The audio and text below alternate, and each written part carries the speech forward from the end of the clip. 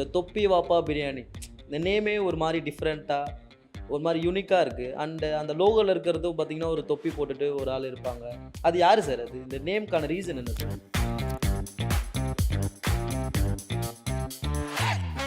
பிரியாணியோட அந்த கிரேஸ் இருக்குல்ல, அது வந்து ஸ்விக்கிலேயோ ஜொமேட்டோலையோ கிட்டத்தட்ட 5 ஆண்டுகளாக வந்து அதிகமாக ஆர்டர் பண்ணக்கூடிய உணவு எது அப்படின்னா பிரியாணி. சிக்கன் பிரியாணி.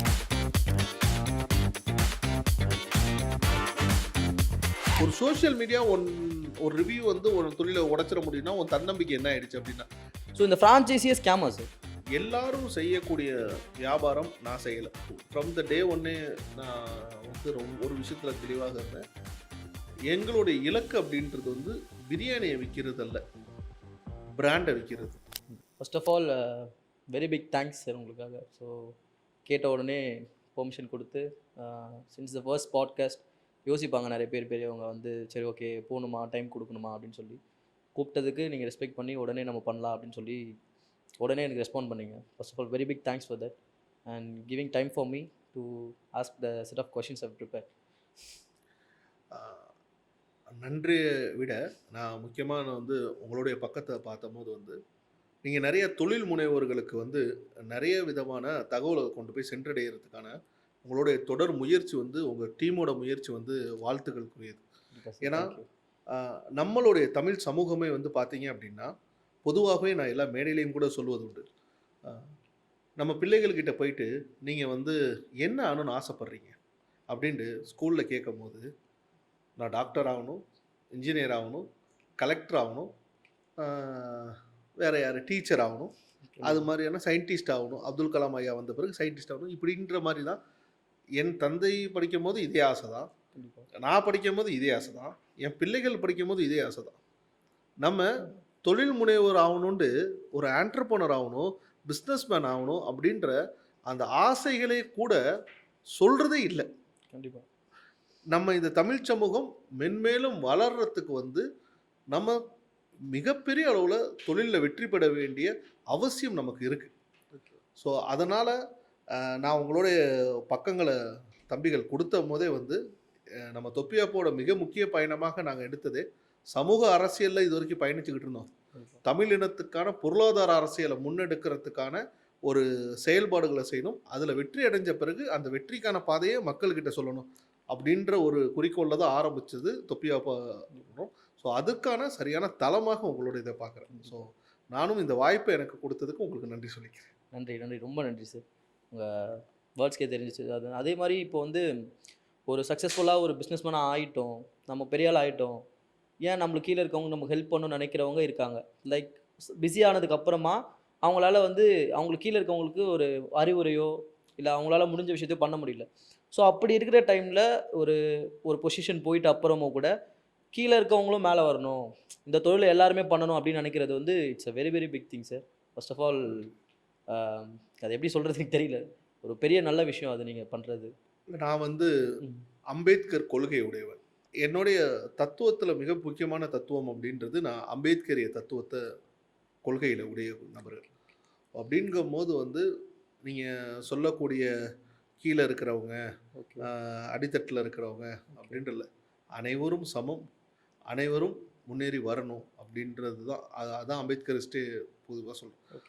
அப்படிப்பட்ட தத்துவத்தை நம்ம கொண்டிருக்கிறதுனால வந்து நம்மளை பொறுத்த வரைக்கும் வந்து இங்கே உயர்ந்தவனும் யாரும் அல்ல, தாழ்ந்தவனும் யாரும் அல்ல, அனைவரும் சமம் அப்படின்றதுல தான் அனைவருக்கும் அனைத்தும் கிடைக்கிறதுக்கான முயற்சியும் அனைவரும் செய்யணும் அப்படின்றதுலையும் குறிக்கோளாக இருக்கும். அதுக்கான பயணத்தை எப்போதுமே தொடருவோம். கண்டிப்பாக ரொம்ப நல்ல விஷயம் சார் நீங்கள் பண்ணுறது. அண்டு ஃபர்ஸ்ட் இப்போது நான் உங்கள் இதை பார்த்து நம்ம இப்போ இவர்கிட்ட நம்ம வந்து பேச போகிறோம், நம்ம வந்து அவர்கிட்ட ஒரு உரையாடல் நடத்த போகிறோம் அப்படின்னு நினச்சப்போ ஃபர்ஸ்ட் எனக்கு தோணுன விஷயம் என்னென்னு பார்த்தீங்கன்னா இந்த தொப்பி வாப்பா பிரியாணி இந்த நேமே ஒரு மாதிரி டிஃப்ரெண்ட்டாக ஒரு மாதிரி யூனிக்காக இருக்குது. அந்த லோகோவில் இருக்கிறதும் பார்த்தீங்கன்னா ஒரு தொப்பி போட்டுட்டு ஒரு ஆள் இருப்பாங்க. அது யார் சார் அது? இந்த நேம்க்கான ரீசன் என்ன சார்? ஒரு தொழில் அப்படின்னு நம்ம துவங்கணும்னு முடிவு பண்ணிட்டோம். நான் முன்னாடியே சொன்னதான், சமூக அரசியலில் நாங்கள் பயணிச்சுக்கிட்டு இருந்தோம். நண்பர்கள் எல்லாமே பொருளாதார அரசியலை நோக்கி முன் வைக்கணும். அப்போ பொருளாதார அரசியலை நோக்கி முன் வைக்கணும் அப்படிங்கும் போது வந்து என்ன பயணம் நம்ம பண்ண போகிறோம் அப்படின்றதுல முன் வச்சோம். அப்படின்னா அதில் ரொம்ப முக்கியமான ஒரு விஷயம் நாங்கள் என்ன முடிவு எடுத்தோம் அப்படின்னா, நம்ம செய்யக்கூடிய தொழில் அதாவது நாங்க செய்யக்கூடிய பொருளாதார அரசியல் அப்படின்றது வந்து எல்லா மக்களையும் ஈர்த்ததாக இருக்க வேண்டும். எல்லா மக்களையும் சென்றடைந்ததாக இருக்க வேண்டும் அப்படின்றது. அப்போ வந்து உணவகம் கொண்டு வரலாம். ஏன்னா பிரியாணி வந்து ரொம்ப ட்ரெண்டியான இருக்கக்கூடிய ஒரு விஷயமாக இருக்கிறதுனால, உணவகத் தொழில் கொண்டு வரலாம் அப்படின்றது தான் திட்டமிட்டிருந்தோம். அதில அன்னைக்கு நான் துவங்கிய காலகட்டத்தில வந்து பார்த்தீங்கன்னா, நான் மட்டும் தான் இஸ்லாமியர். ஓகே. என்னுடைய நண்பர்கள் அத்தனை பேருமே முதலீட்டாளர்கள் அத்தனை பேருமே வந்து அனைத்து மார்க்கத்த சார்ந்தவர்கள் இருக்காங்க. கடவுளே இல்லன்னு சொல்றவங்க கூட ஓகே, இருக்காங்க. ஓகே. ஸோ ஆனா பிரியாணி கான்செப்ட் அப்படின்னு சொல்லும்போது வந்து, என்ன பேர் வைக்கலாம்? அப்படின்ற ஒரு வாதங்கள் வரும்போது வந்து, அப்ப வந்து நம்ம சொன்ன ஒரு யோசனை தான் வந்து, "தொப்பி வாப்பா" அப்படின்னு வைப்போம். ஏன்னா, பிரியாணில லெஜெண்ட் அப்படின்ட்டு நம்ம சொல்லக்கூடியது யாரு? Thalappakatti is a legend. அவங்க தான் வந்து நம்ம பிரியாணி இண்டஸ்ட்ரியில ஒரு லெஜெண்டாக இருக்கக்கூடியவங்க. அப்ப அ முஸ்லீம் கான்செப்ட் ஆஃப் பிரியாணி அப்படின்னு சொல்லும்போது, தலப்பாக்கு பதிலா என்ன கான்செப்ட் வைக்கலாம் அப்படின்னா, தொப்பி அப்படின்றது வைக்கலாம். ஓகே. வாப்பா அப்படின்றது வந்து நம்ம மக்கள் எல்லாமே வந்து இப்ப நீங்களே உங்க இஸ்லாத்த நண்பர் இருக்காரு, அவரோட தந்தை இருக்காருன்னா, நம்ம வாப்பான்னு அன்பா கூப்பிடுவோம். கண்டிப்பா. ஸோ தந்தைய குறிக்கக்கூடிய ஒரு சொல்லு தான். அதுவும் இல்லாம இந்த சொல்லாடல், குறிப்பாக இந்த சொல்லாடல் அப்படின்றது வந்து சிங்கப்பூர் மற்றும் மலேசியா நாடுகள்ல வந்து அங்க இருக்கக்கூடிய தமிழர்கள செல்லமாக குறிக்கக்கூடிய ஒரு சொல் தொப்பி வாப்பா. Okay, okay. "அப்பா தொப்பி வாப்பா கடப்பா இது" ஓகே, ஓகே. அப்படின்ற மாரி சொல்லுவாங்க செல்லமா. எப்படி நம்ம இங்க வந்து சேட்டாங்கட அப்படின்னு ம். சொல்றோம். அது வந்து கேரளா நண்பர்கள் வச்சிருந்தா அப்படின்ற மாரி நம்ம சொல்லுவோம். அது மாரி நம்ம இங்க எப்படி ஒரு சொல்லாடல் சொல்றோம். இக்காவோட கடை அப்படிங்கிறோம்ல. அது மாரி அங்க சொல்லாடல் இருக்கக்கூடியது. ஸோ அந்த சொல்லாடல் வந்து ஒரு ட்ரெண்டிங்கா இருக்கும் அப்படின்றது முடிவு பண்ணோம். அத நம்ம வைக்கலாம் அப்படின்றது இந்த இந்த ரீசன்ல தான் வச்சது நாங்க. ஓகே. ஆனா சமீபத்தில வந்து நம்மளுடைய தலைவர் காதர் மைதீன் பேராசிரியர் காதர் மைதீன் சார் அவங்க குறிப்பிடும்போது, என்னுடைய பாட்டனர் நாவலர் ஏ.எம். யூசுப் அவர்கள் வந்து எப்போதுமே ஒரு பெரிய தொப்பி அணிஞ்சு இப்படிதான் பயணிப்பாராம் என்னுடைய தாத்தா. அவர வந்து நெறைய இடங்கள்ல வந்து குறிக்கக்கூடிய சொல்லு தொப்பி வைப்பான்னு கூப்பிடுவாங்க. Okay, okay. அத தான் வச்சீங்களா? அப்படின்ற மாரி சொன்னாங்க.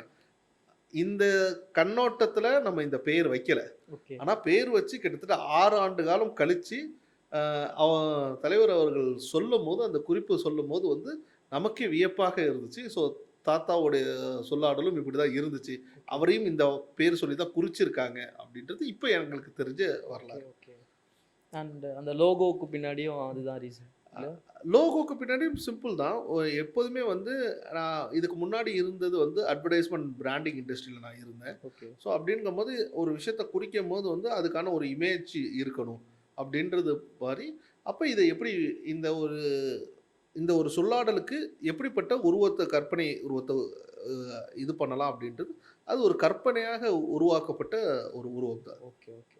அண்ட் இப்போ நீங்களுமே வந்து இந்த மேல அந்த தொப்பி போட்டிருக்கீங்க. ஸோ இதுக்குமே அதுதான் ரீசனா சார்? இப்ப அதுதான் ரீசன். நான் வந்து கடந்த ஆண்டு வரைக்கும் தொப்பிலாம் போடுற பழக்கம் கிடையாது.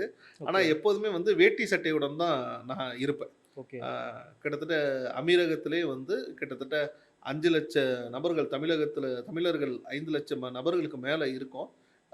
நான் வந்து நான் ஒரே ஒரு நபர் தான் தினம் தினம் வேட்டி சடை அணியக்கூடியவர் யுஏஇலேயே. So okay. ஆனா இந்த தொப்பி அப்படின்றது வந்து இப்ப ரீசென்ட்டா இன்னைக்கு இருக்கக்கூடிய காலகட்டத்தில வந்து சில பயிற்சிகள் நான் நான் எப்போதுமே சொல்லுவேன், காலத்துக்கு தகுந்த மாரி நம்ம அப்டேட் ஆகிட்டே இருக்கணும் அப்படின்றதுல நான் எப்போதுமே குறிக்கோளாக இருப்பேன். அதுக்கு தகுந்த மாரி நான் முயற்சிகள் எடுப்பேன்.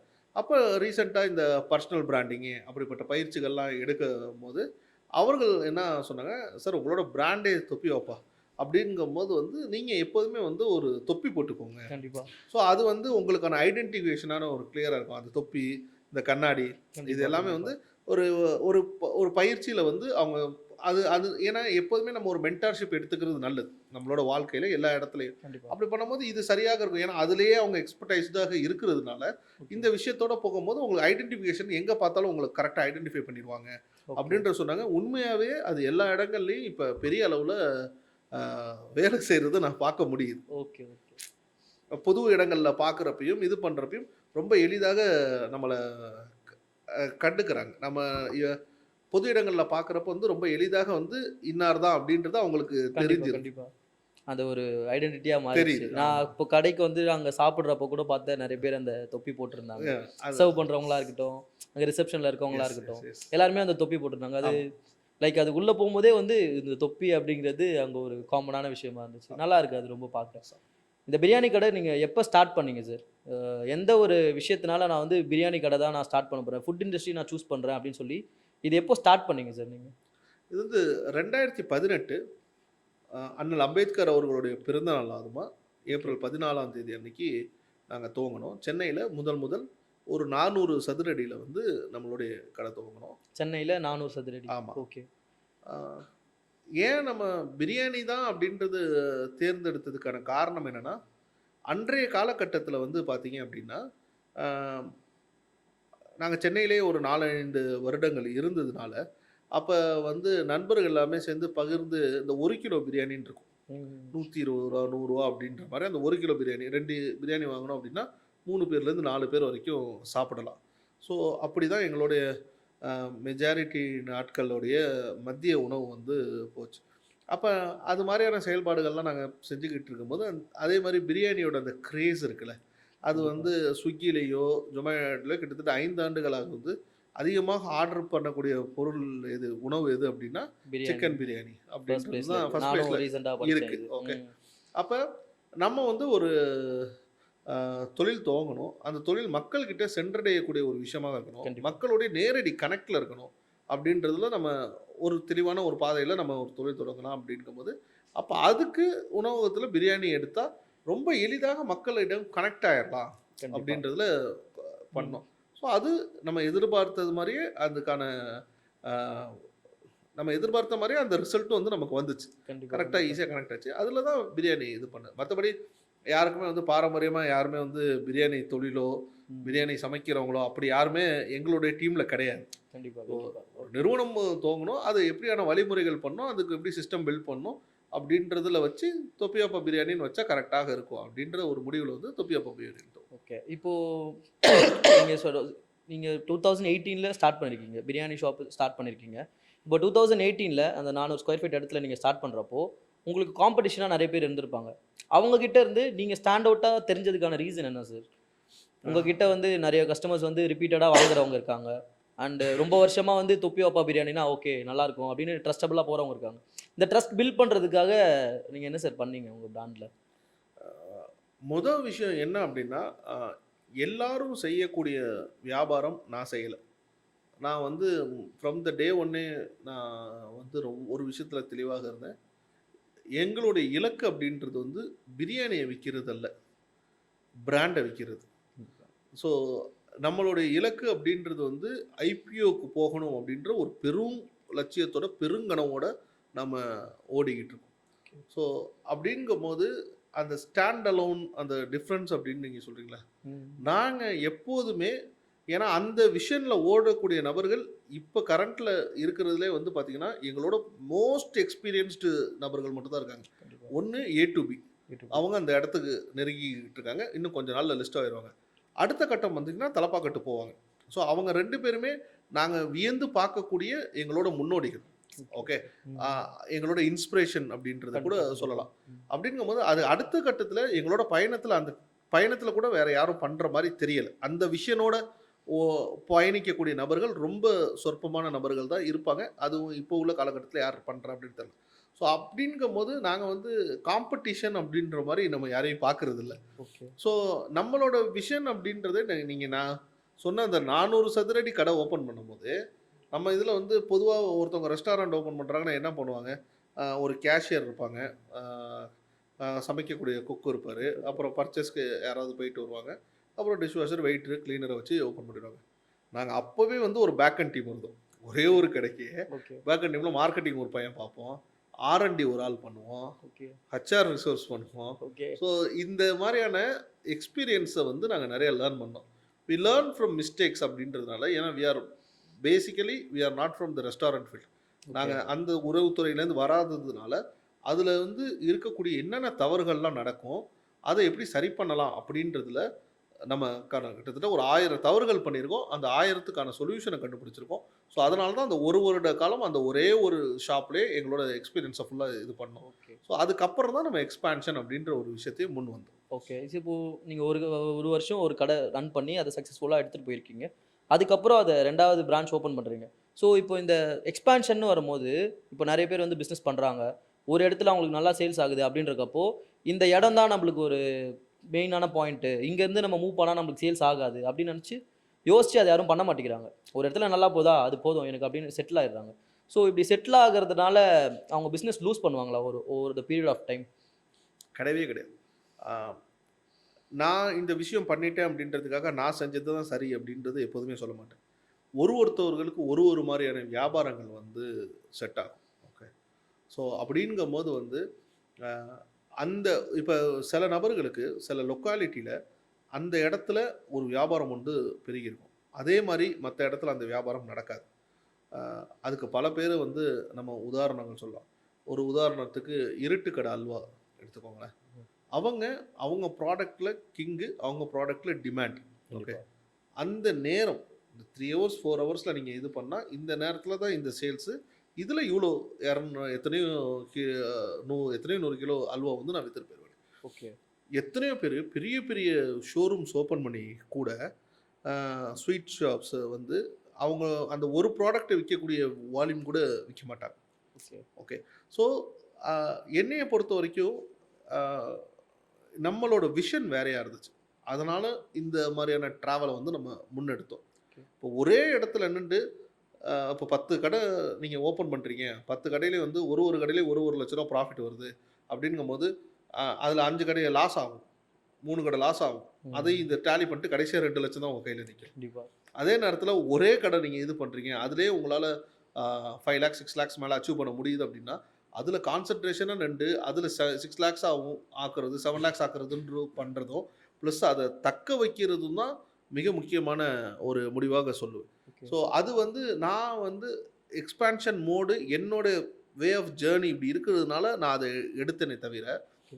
ரியல் சக்சஸ் அப்படின்றது ஒரு இது சின்ன டிஃபரெண்ட் தான். அது வந்து செல்ஃப் எம்ப்ளாய்டு. இது வந்து ஆன்டர்பிரினர்ஷிப். ஓகே. ஓகே. ஒரே ஒரு கடைய வச்சு அதுவும் ஆன்டர்பிரினர் தான். பட் இது வந்து கொஞ்சம் எக்ஸ்பான்ஷனோட பண்றதுன்னு வச்சுக்கோங்களேன். அந்த கடையில மட்டுமே அவங்க பீக்கா பிசினஸ் பண்றப்போ வந்து கான்சன்ட்ரேஷன் முழுவதும் வந்து அவங்க கிட்ட இருக்கும். இப்ப ஓகே. நமக்கு வந்து பாசிட்டிவ் ரிவ்யூஸ் இருக்கு. நெகட்டிவ் ரிவ்யூஸ் இருக்கு. ஓகே. ஓகே. அதுக்கு மிக முக்கிய காரணம் என்ன அப்டின்னா, நம்மள ஒருத்தரால எல்லாத்தையும் பாத்துற முடியாது. கண்டிப்பா. ஓகே. அப்ப நேரடியாக நீங்க நின்னு பாக்குறப்ப அங்க சக்சஸ் ரேஷியோ கூட இருக்கும்.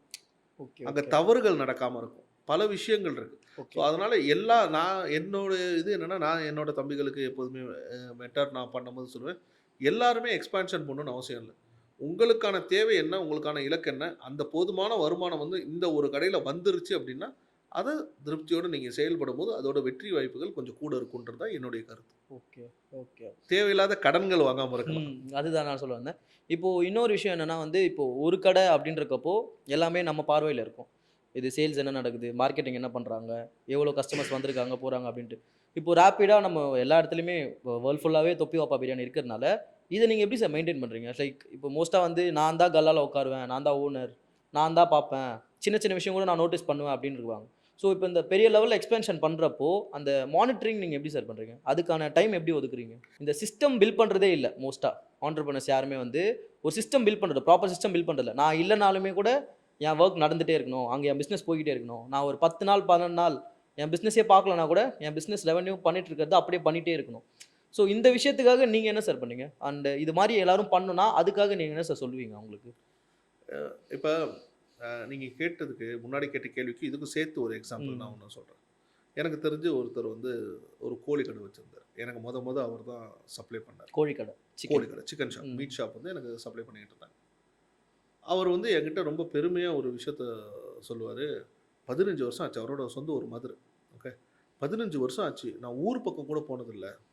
ஒரு கல்யாணத்துக்கு போனதில்ல. ஒரு டெத்துக்கு போனதில்ல. என் தொழில், என் தொழில், என் தொழில்ன்னு தான் நான் உட்கார்ந்துருக்கேன்.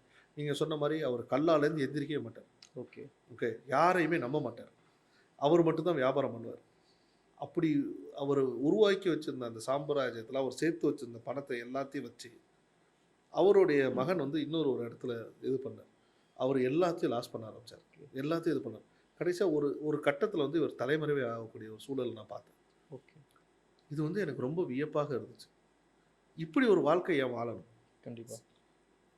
இங்கே இந்த உலக வாழ்க்கை அப்படின்றதே வந்து பார்த்தீங்க அப்படின்னா நமக்கு நிரந்தரமற்ற ஒரு வாழ்க்கை. இங்கே இறைவன் நமக்கு ஒரு குறிப்பிட்ட டைம் கொடுத்துருக்கான் அப்படின்னா அதுக்குள்ள எல்லா தரப்பையும் நம்ம வந்து நேர்மையாகவும் மக்களோட ஒற்றுமையாகவும் எல்லாத்தோட அனுசரிச்சும் குடும்பம், நண்பர்கள், உறவுகள், டீம் அப்படின்றதும் வாழ்க்கையை அனுபவிச்சும் இறைவனுக்கு நன்றி செலுத்தி வாழ்ந்துட்டு போயிடும் முடிஞ்ச அளவுக்கு நன்மை செஞ்சு. ஸோ இதில் வந்து நீங்கள் தொழில் தான் நான் இருப்பேன், என்னால் எந்திரிக்க மாட்டேன், அப்படி வந்து ஒரு வியாபாரம் செய்யணுன்ற அவசியம் இல்லைன்றது என்னுடைய கருத்து. ஓகே. அப்படி செஞ்சு நீங்கள் எதையும் அப்படி செய்யக்கூடியவர்கள் எல்லாமே தனக்குத்தானே எதுவுமே செஞ்சுக்க மாட்டாங்க. ஓகே. அப்படி முழுவதும் நீங்கள் உழைக்க வேண்டிய அவசியம் இல்லை. இன்னொன்று, நீங்கள் தனியாக ஒரு கடை வச்சுருந்தாலும் கூட என்னைக்கு உங்களால் உங்கள் நேரத்தை நிர்ணயம் பண்ண முடியலையோ அன்றைக்கி நீங்கள் தோத்துட்டீங்கன்னு தான் அர்த்தம்.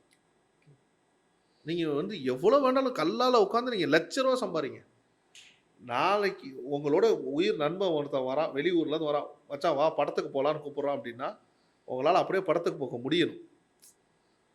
இன்னொன்று, அவன் பையனோட திருமணம், என் பையனுக்கு திருமணம்டா நீ வா அப்படின்னு சொல்கிறான் அப்படின்னா ஒரு நாள் முன்னாடி போய் நின்று அவனோடய நின்று அவன் பையனுக்கு நின்று நீங்கள் திருமணத்தை செய்யணும்.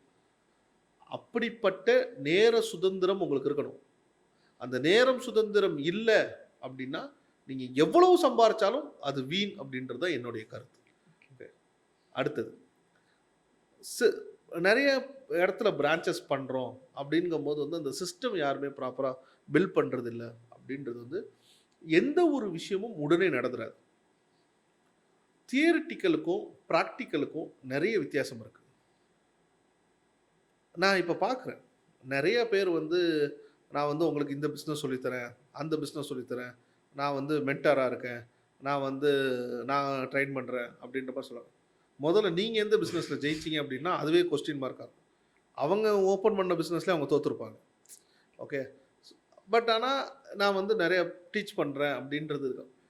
டீச்சிங் பண்ணுறதோ சொல்லித்தரதோ வாழ்க்கையில் ரொம்ப ஈஸியான ஒரு விஷயம். ஓகே. நான் நிறைய மென்டர்ஷிப் எடுப்பேன், நிறையா பேர்கிட்ட அவங்க எல்லாரும் பேசுகிறத கேட்பேன், எதை முடிவெடுத்து ஜெயிக்கணும் அப்படின்றத நம்ம பண்ணுவோம், அவங்களோட பின் பாயிண்ட்ல எதை எடுத்துக்கலாம் அப்படின்ட்டு. அதே மாதிரி ஒரு சிஸ்டம் பில்ட் பண்ணணும்னா ஒருத்தவங்க ஒரு சிஸ்டம் சொல்லுவாங்க. ஓகே. அவங்க எல்லாத்துக்குமே வந்து ஒரு ரெடிமேடு ஃப்ரேம் தான் இருக்கும். ஒரு தொழிலுக்கு என்றைக்குமே வந்து ரெடிமேடு இது வந்து ஃபிட் ஆகாது, கஸ்டமைஸ்டாக இருக்கணும். ஸோ உங்கள் தொழில் என்ன அப்படின்றது உங்களுக்கு தான் தெரியும். கண்டிப்பாக. இதுக்கு நீங்கள் உங்களோட டீம் என்னன்றது உங்களுக்கு தான் தெரியும். ஸோ அதுக்கு ஏற்றாற்போல் கஸ்டமைஸ்டாக அந்த சிஸ்டத்தை பில்ட் பண்ண வேண்டியது தான் ஒரு ஃபவுண்டரோட மிக முக்கியமான கடமை. ஓகே. ஸோ அந்த ஒரு விஷயத்தை வந்து அது ஒரு இடத்துல நடக்கலாம், 3 இடத்துல நடக்கலாம். எப்போ உங்களுக்கு அது ஃபிட்டாகி நிற்குன்றதுலாம் தெரியாது. நீங்கள் அப்பப்போ அதை ஆல்ட்ரு பண்ணி கஸ்டமைஸ்ட் பண்ணிக்கிட்டே தான் இருக்கணும். அப்போனா தான் அது 100% ரிசல்ட்டாக நீங்கள் கொண்டு போக முடியும். ஓகே. ஸோ அது வந்து எல்லாருமே என்ன நினைக்கிறாங்க, நான் ஒரு ஃப்ரேம் ஒர்க் வச்சேன், பட் அது வந்து இதாகல. நீங்கள் வந்து என்றைக்குமே ஒரு ஸ்டார்ட் அப் க்ரோ ஆகுதுன்னு வச்சுக்கோங்களேன். அப்போ க்ரோ ஆகும்போது நிறைய பேர் இருப்பாங்க, எம்ப்ளாயிஸ் வந்து நிறைய பேர் வந்து அதுக்காக ஒர்க் பண்ணிக்கிட்டு இருப்பாங்க, அவங்களுக்கு சில லிவரேஜஸ் இருக்கும், இது பண்ணுவாங்க. நீங்கள் சிஸ்டம்ன்ற ஒரு விஷயத்தை கொண்டு வரும்போது அந்த இடத்துல உங்களோட டீம் மெம்பர்ஸ் இருக்காங்களே அவங்க வந்து சஃபர் ஆகி அந்த இடத்துல ப்ரொடக்டிவிட்டி கம்மியாகும். ஓகே. உங்களுக்கு என்ன தரும், இப்போ புது ஆளுங்க எல்லாமே வரும்போது நூற்றுக்கணக்கான பேர் வரும்போது இந்த 10 பேர் சிஸ்டத்துக்குள்ளே அடாப்ட் ஆகலை அப்படின்னா நம்மளால் ஸ்கேல் அப் பண்ண முடியாதுமா. அப்போ அந்த கன்சல்டன்சி என்ன சொல்லுவோம் அப்படின்னா இவங்களை தூக்கி போட்டுரு, புதுசாக நம்ம ரைட் எடுத்துக்கலாம் அப்படின்னு. This is not right person. அவன் கன்சல்டன்சி அவன் சொல்லிட்டு போயிடுவான். ஓகே. நீங்கள் இவர்களுக்கு என்ன செய்யணுன்றதை நீங்கள் முடிவு பண்ணணும், இவங்களுக்கு ஒரு துறையை ஒதுக்கி தரணும். நீங்கள் இதை பாருமா, இது இப்படி உருவாக்க போகிறோம் இல்லை, அவர்களுக்கு நீங்கள் புரிதலை ஏற்படுத்தணும். நம்ம எல்லாருமே சேர்ந்தால் தான் நம்ம நிறுவனத்தை இன்னும் கொஞ்சம் இது பண்ணணும். அவன் நம்ம நிறுவனத்தில் இருக்கக்கூடியது தான். ஸோ இதுதான் வந்து பெரும்பான்மையான மக்கள் தவறிடுறாங்க. ஓகே. ஸோ அந்த இடத்துல தான் பெரும்பான்மையான மனஸ்தாபங்களும் பல விஷயங்களும் வரதுக்கான காரணமாக இருக்குது. ஸோ ஒரு சிஸ்டத்தை பில்ட் பண்ணுறீங்க, சிஸ்டத்தை இம்ப்ளிமெண்ட் பண்ண போகிறீங்க அப்படின்னா அந்த சிஸ்டத்தை ஃபஸ்ட்டு உங்களோட டீம் கிட்ட எஜுகேட் பண்ணு. கண்டிப்பாக. இப்போ நான் ஒரு விஷயம் பண்ணுறேன் அதே கோலோட இருக்குன்னா அதை என் டீம்மேட்ஸ்க்குமே நான் சொல்லி தரேன். எஜுகேட் பண்ணு. முதல் விஷயம் அவங்க கிட்ட பிரெயின் ஸ்டார்மிங் பண்ணி அந்த சிஸ்டத்தில் உள்ள ப்ளஸ் அண்ட் மைனஸை அவங்ககிட்ட கேளுங்க. ஏன்னா அவங்க தான் ஃபீல்டு ஒர்க்கர்ஸ். கண்டிப்பாக. ஓகே. ஸோ இதில் இந்த தவறு இருக்குது, இது பண்ணுறப்போ ஸோ அவங்களையும் கருத்தையும் கேட்டு நீங்கள் அதை பில்ட் பண்ணும் போது என்ன ஆகும் அப்படின்னா நம்ம சொன்னதும் இருக்குல்ல, நம்மகிட்டயும் கேட்டிருக்காங்களே, அப்படின்றதுல அதில் ஒரு ஜனநாயக முறை இருக்கும். ஸோ அப்படின்றப்ப எல்லாருமே சேர்ந்து அதை இம்ப்ளிமெண்ட் பண்ணும்போது அதுக்கோட ரிசல்ட் வந்து வேகமாக கிடைக்கும். ஸோ கண்டிப்பா, கண்டிப்பா, அதுதான் வந்து ஒரு நம்ம எல்லா இடத்துலையும் எக்ஸ்பான்ஷன்ஸ் கொண்டு போகிறதுக்கான இருக்கும். என்னதான் ஆனாலும் தவறு நடக்கும்போது கண்டிப்பா. உங்களோட ஸ்கேல் அப் என்ன அப்படின்றது தான் பார்க்கணும். நீங்கள் வந்து நான் முன்னாடியே சொன்னேன், நீங்கள் ஒரு கடை வச்சுருக்கிறீங்க அப்படின்னா அங்கே வந்து உங்களை அறியாமல் சின்ன சின்ன தவறுகள் நடக்கும். அதுக்குள்ளே தான் உங்களோட ரெவன்யூ இருக்கும், அதுக்குள்ளே தான் ஸ்டேபிள் இருக்கும். நீங்கள் பெரிய கனவோட லட்சியத்தோட ஓடுறப்போது வந்து அங்கே நிறைய தவறுகள் நடக்கத்தான் செய்யும். எந்த நிறுவனத்தில் வந்து மிஸ்டேக்ஸ் இல்லாமல் இருக்குது? கண்டிப்பா. ஸோ அந்த மிஸ்டேக்ஸோ அந்த லூப்பையும் வந்து நம்ம சரி பண்ணி தான் ஓடணும். Okay, okay. எல்லார் வாழ்க்கையிலையும் அதுக்கான அனுபவங்கள் தான், வாழ்க்கை அனுபவம் தான். அதை கற்றுக்கிட்டு போகிறது தான் நம்மளோட ஜேர்னியாக இருக்கும். கண்டிப்பா. இப்போ பார்த்தீங்கன்னா, இப்போ நம்ம ஊர்ல வந்து இப்போ பிசினஸ் ஸ்டார்ட் பண்ணோம் அப்படின்றதுனாலே வந்து இப்போ பீச் ஓரமா நம்ம இந்த ஒரு மாரி ஒரு சின்ன சாப்பாடு கடை போடலாம். ஒரு பானிபூரி கடை போடலாம். ஒரு டீ ஷாப் ஓப்பன் பண்ணலாம். அப்படின்ட்டு இப்போ பிசினஸ் ஸ்டார்ட் பண்ணோம் அப்படின்னு ஒருத்தவங்க புதுசா யோசிக்கிறாங்கனாலே, அவங்க ஸ்டார்ட் பண்ணக்கூடிய பிசினஸ் பார்த்தீங்கன்னா ஃபுட் பிசினஸ். ஆனா, அது ஒரு மேஜர் ஸ்டாட்ஸ் படி பார்த்தா நம்ம இந்தியால மட்டும் 80% ஆஃப் ஃபுட் பிசினஸ் ஸ்டார்ட் பண்ண 2 வருஷத்துக்குள்ளேயே க்ளோஸ் பண்றாங்க. இப்படி அதிகமா ஸ்டார்ட் பண்றதும் இந்த ஃபுட் பிசினஸ் தான். அண்ட் அதிகமா க்ளோஸ் பண்றதும் ஃபுட் பிசினஸ் தான். இந்த ஃபெயிலியர் ரேட் 80% இருக்கிறதுக்கான ரீசன் என்ன சார்? மிக முக்கியமான காரணம் என்ன அப்படின்னா, ஃபுட் பிஸ்னஸ் அப்படின்றதே நிறைய பேர் வந்து ரொம்ப தவறாக புரிஞ்சுக்கிறாங்க. அதுதான் இங்கே ஒரு விஷயம். ஸோ பொதுவாக ஏன் ஃபுட் பிஸ்னஸ் ஸ்டார்ட் பண்ணுறாங்க அப்படின்றதோட எண்ணம் என்ன அப்படின்னா, நம்ம மக்கள் அவங்களுடைய வருமானத்தில் அவங்க பண்ணக்கூடிய பெரும்பான்மையான செலவில் வந்து உணவுக்கான செலவு வந்து மிக முக்கியமான ஒரு பங்கு.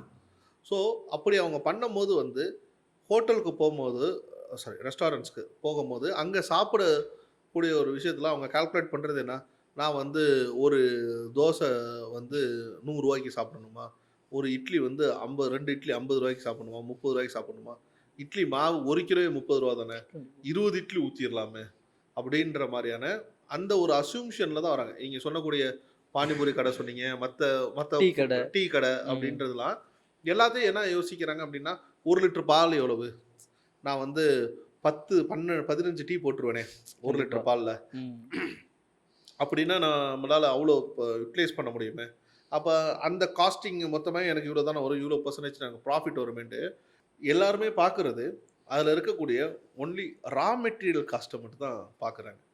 ஸோ அதன் பிறகு அதில் வந்து நிறைய ஹிடன் காஸ்டஸ் இருக்குது. ஓகே, ஃபுட் வேஸ்டேஜ் காஸ்ட் இருக்குது, எலக்ட்ரிசிட்டி, மேன் பவர் வந்து ரொம்ப ஹியூஜ் காஸ்ட். இந்த இண்டஸ்ட்ரியோட மேன் பவர் காஸ்ட் வந்து ரொம்ப ரொம்ப ஹியூஜ். அதுக்கப்புறம் வந்து மெயின்டெனன்ஸு, ரெண்ட்டு இப்படின்ற மாதிரி நிறைய காஸ்டிங் வந்து அதுக்குள்ளே கவர் ஆகும். இவங்களோட ஃபெயிலியருக்கான காரணம் என்ன அப்படின்னா, இவங்க வந்து ஒரு அமௌண்ட் என்கிட்ட இருக்குது, என்கிட்ட வந்து ஒரு பொதுவாக நான் ஒரு வேலையில் இருக்கேன், எனக்கு பிஎல் பர்சனல் லோன் வந்து ஒரு 10 lakhs எலிஜிபிலிட்டி வந்துருச்சு அப்படின்னா, அந்த 10 லட்ச ரூபா வாங்குறது, ஒரு 5 லட்ச ரூபா 6 லட்ச ரூபா காட் செய்கிறது, மற்றபடி எல்லாத்தையும் போட்டு விளம்பரத்தை போட்டு மொத்தம் 10 லட்ச ரூபாய்க்கு இன்வெஸ்ட் பண்ணிவிட்டு வந்து உட்காந்துடுறது. அவங்க என்ன நினைக்கிறாங்கன்னா, முதல் நாள்லேருந்து வியாபாரம் நடக்கும் அப்படின்றாங்க. அது வந்து நடக்கிறதுக்கான வாய்ப்பே கிடையாது. சரியா? ஸோ முதல்ல நீங்கள் உங்களுக்கான காஸ்ட் பிரேக்கப் அப்படின்றது வேணும். நீங்கள் எந்த ஒரு தொழில் ஆரம்பித்தாலும் சரி, மொதல் 1 வருஷத்துக்கு அதில் வருமானமே வரலனாலும் அந்த தொழிலை மெயின்டைன் பண்ணுற அளவுக்கு உங்களுக்கான பக்குவத்தை நீங்கள் இது பண்ணணும். கண்டிப்பாக. அவ்வளோ பெரிய முதலை வச்சு தான் நான் தொழில் ஆரம்பிக்கணுமான்றது கிடையாது. அந்த அளவுக்கு ஃபண்டு ரிசோர்ஸ் பண்ணக்கூடிய கெப்பாசிட்டி இருக்கணும்னு தான் சொல்கிறேன். கண்டிப்பாக. உங்களை நம்பி கடன் தரதுக்காவது நபர்கள் இருக்கணும். ஸோ அதுக்கான கெப்பாசிட்டியை நீங்கள் வளர்த்துக்கணும். அதுக்கப்புறம் தான் நீங்கள் இது பண்ணணும். நிறைய பேருக்கு வந்து கேபிட்டல் எக்ஸ்பென்சஸ், கேபெக்ஸ், ஆபெக்ஸ்னு ஒன்று இருக்கிறதே தெரில. கேபிட்டல் எக்ஸ்பென்சஸ் இருக்குது, ஆப்ரேஷனல் எக்ஸ்பென்சஸ் இருக்குது, ரன்னிங் கேபிட்டல்னு ஒன்று இருக்குது. ஓகே, இதில் ஃபஸ்ட்டு விஷயம் இருக்குல்ல, அதை முடிச்சுட்டு எல்லாத்தையும் முடிச்சுட்டு இது பண்ணிவிட்டு ஃபஸ்ட்டு மந்த்து சஃபர் ஆக ஆரம்பிக்கிறாங்க. Okay, okay. அங்கே அவங்களுக்கு என்ன, ஒரு வியாபாரம் வந்து இப்போ 3 லட்சம் ரூபாய்க்கு வியாபாரம் நடந்திருக்கும், ஆனால் அவங்களோட செலவினங்கள் வந்து 4.5 லட்ச ரூபா இருக்கும். ஓகே, அந்த நேரத்தில் வந்து மீதி 1.5 லட்ச ரூபாய்க்கு என்ன பண்ணுறது அப்படின்ற அந்த ஃபெட்டப் ஆகுறது. அந்த நேரத்தில் அவங்க தன்னம்பிக்கையை விட்டுறது. கண்டிப்பாக. எப்போதுமே எல்லா முடிவுகளும் எல்லா வெற்றியும் உங்களோட சிந்தனையிலேருந்து தான் முடிவெடுக்கும். கண்டிப்பாக. இங்கே இந்த சீக்ரெட் புக்காக இருக்கட்டும், இந்த ஆறாவாக இருக்கட்டும், எல்லாரும் சொல்கிறது என்ன விஷயத்த அப்படின்னா, இந்த யூனிவர்ஸ் நீங்கள் என்ன சிந்திக்கிறீங்களோ அந்த விஷயத்தை தான் உங்களுக்கு கொடுக்குது. நீங்கள் தொழில் தொடங்கணும்னு சிந்திப்பீங்க, தொழில் தொடங்கிடுவீங்க. லாபம் வரணும்னு சிந்திக்கும் போது கொஞ்சம் உழைக்கணும். அப்போ வந்து அது ஒரு டைம் எடுத்து அது வரும். ஆனால் அதுக்கு முன்னாடியே உங்களோட மைண்டை வந்து நீங்கள் மாற்றிக்கிறீங்க, நெகட்டிவ் ஆக்கிடுறீங்க.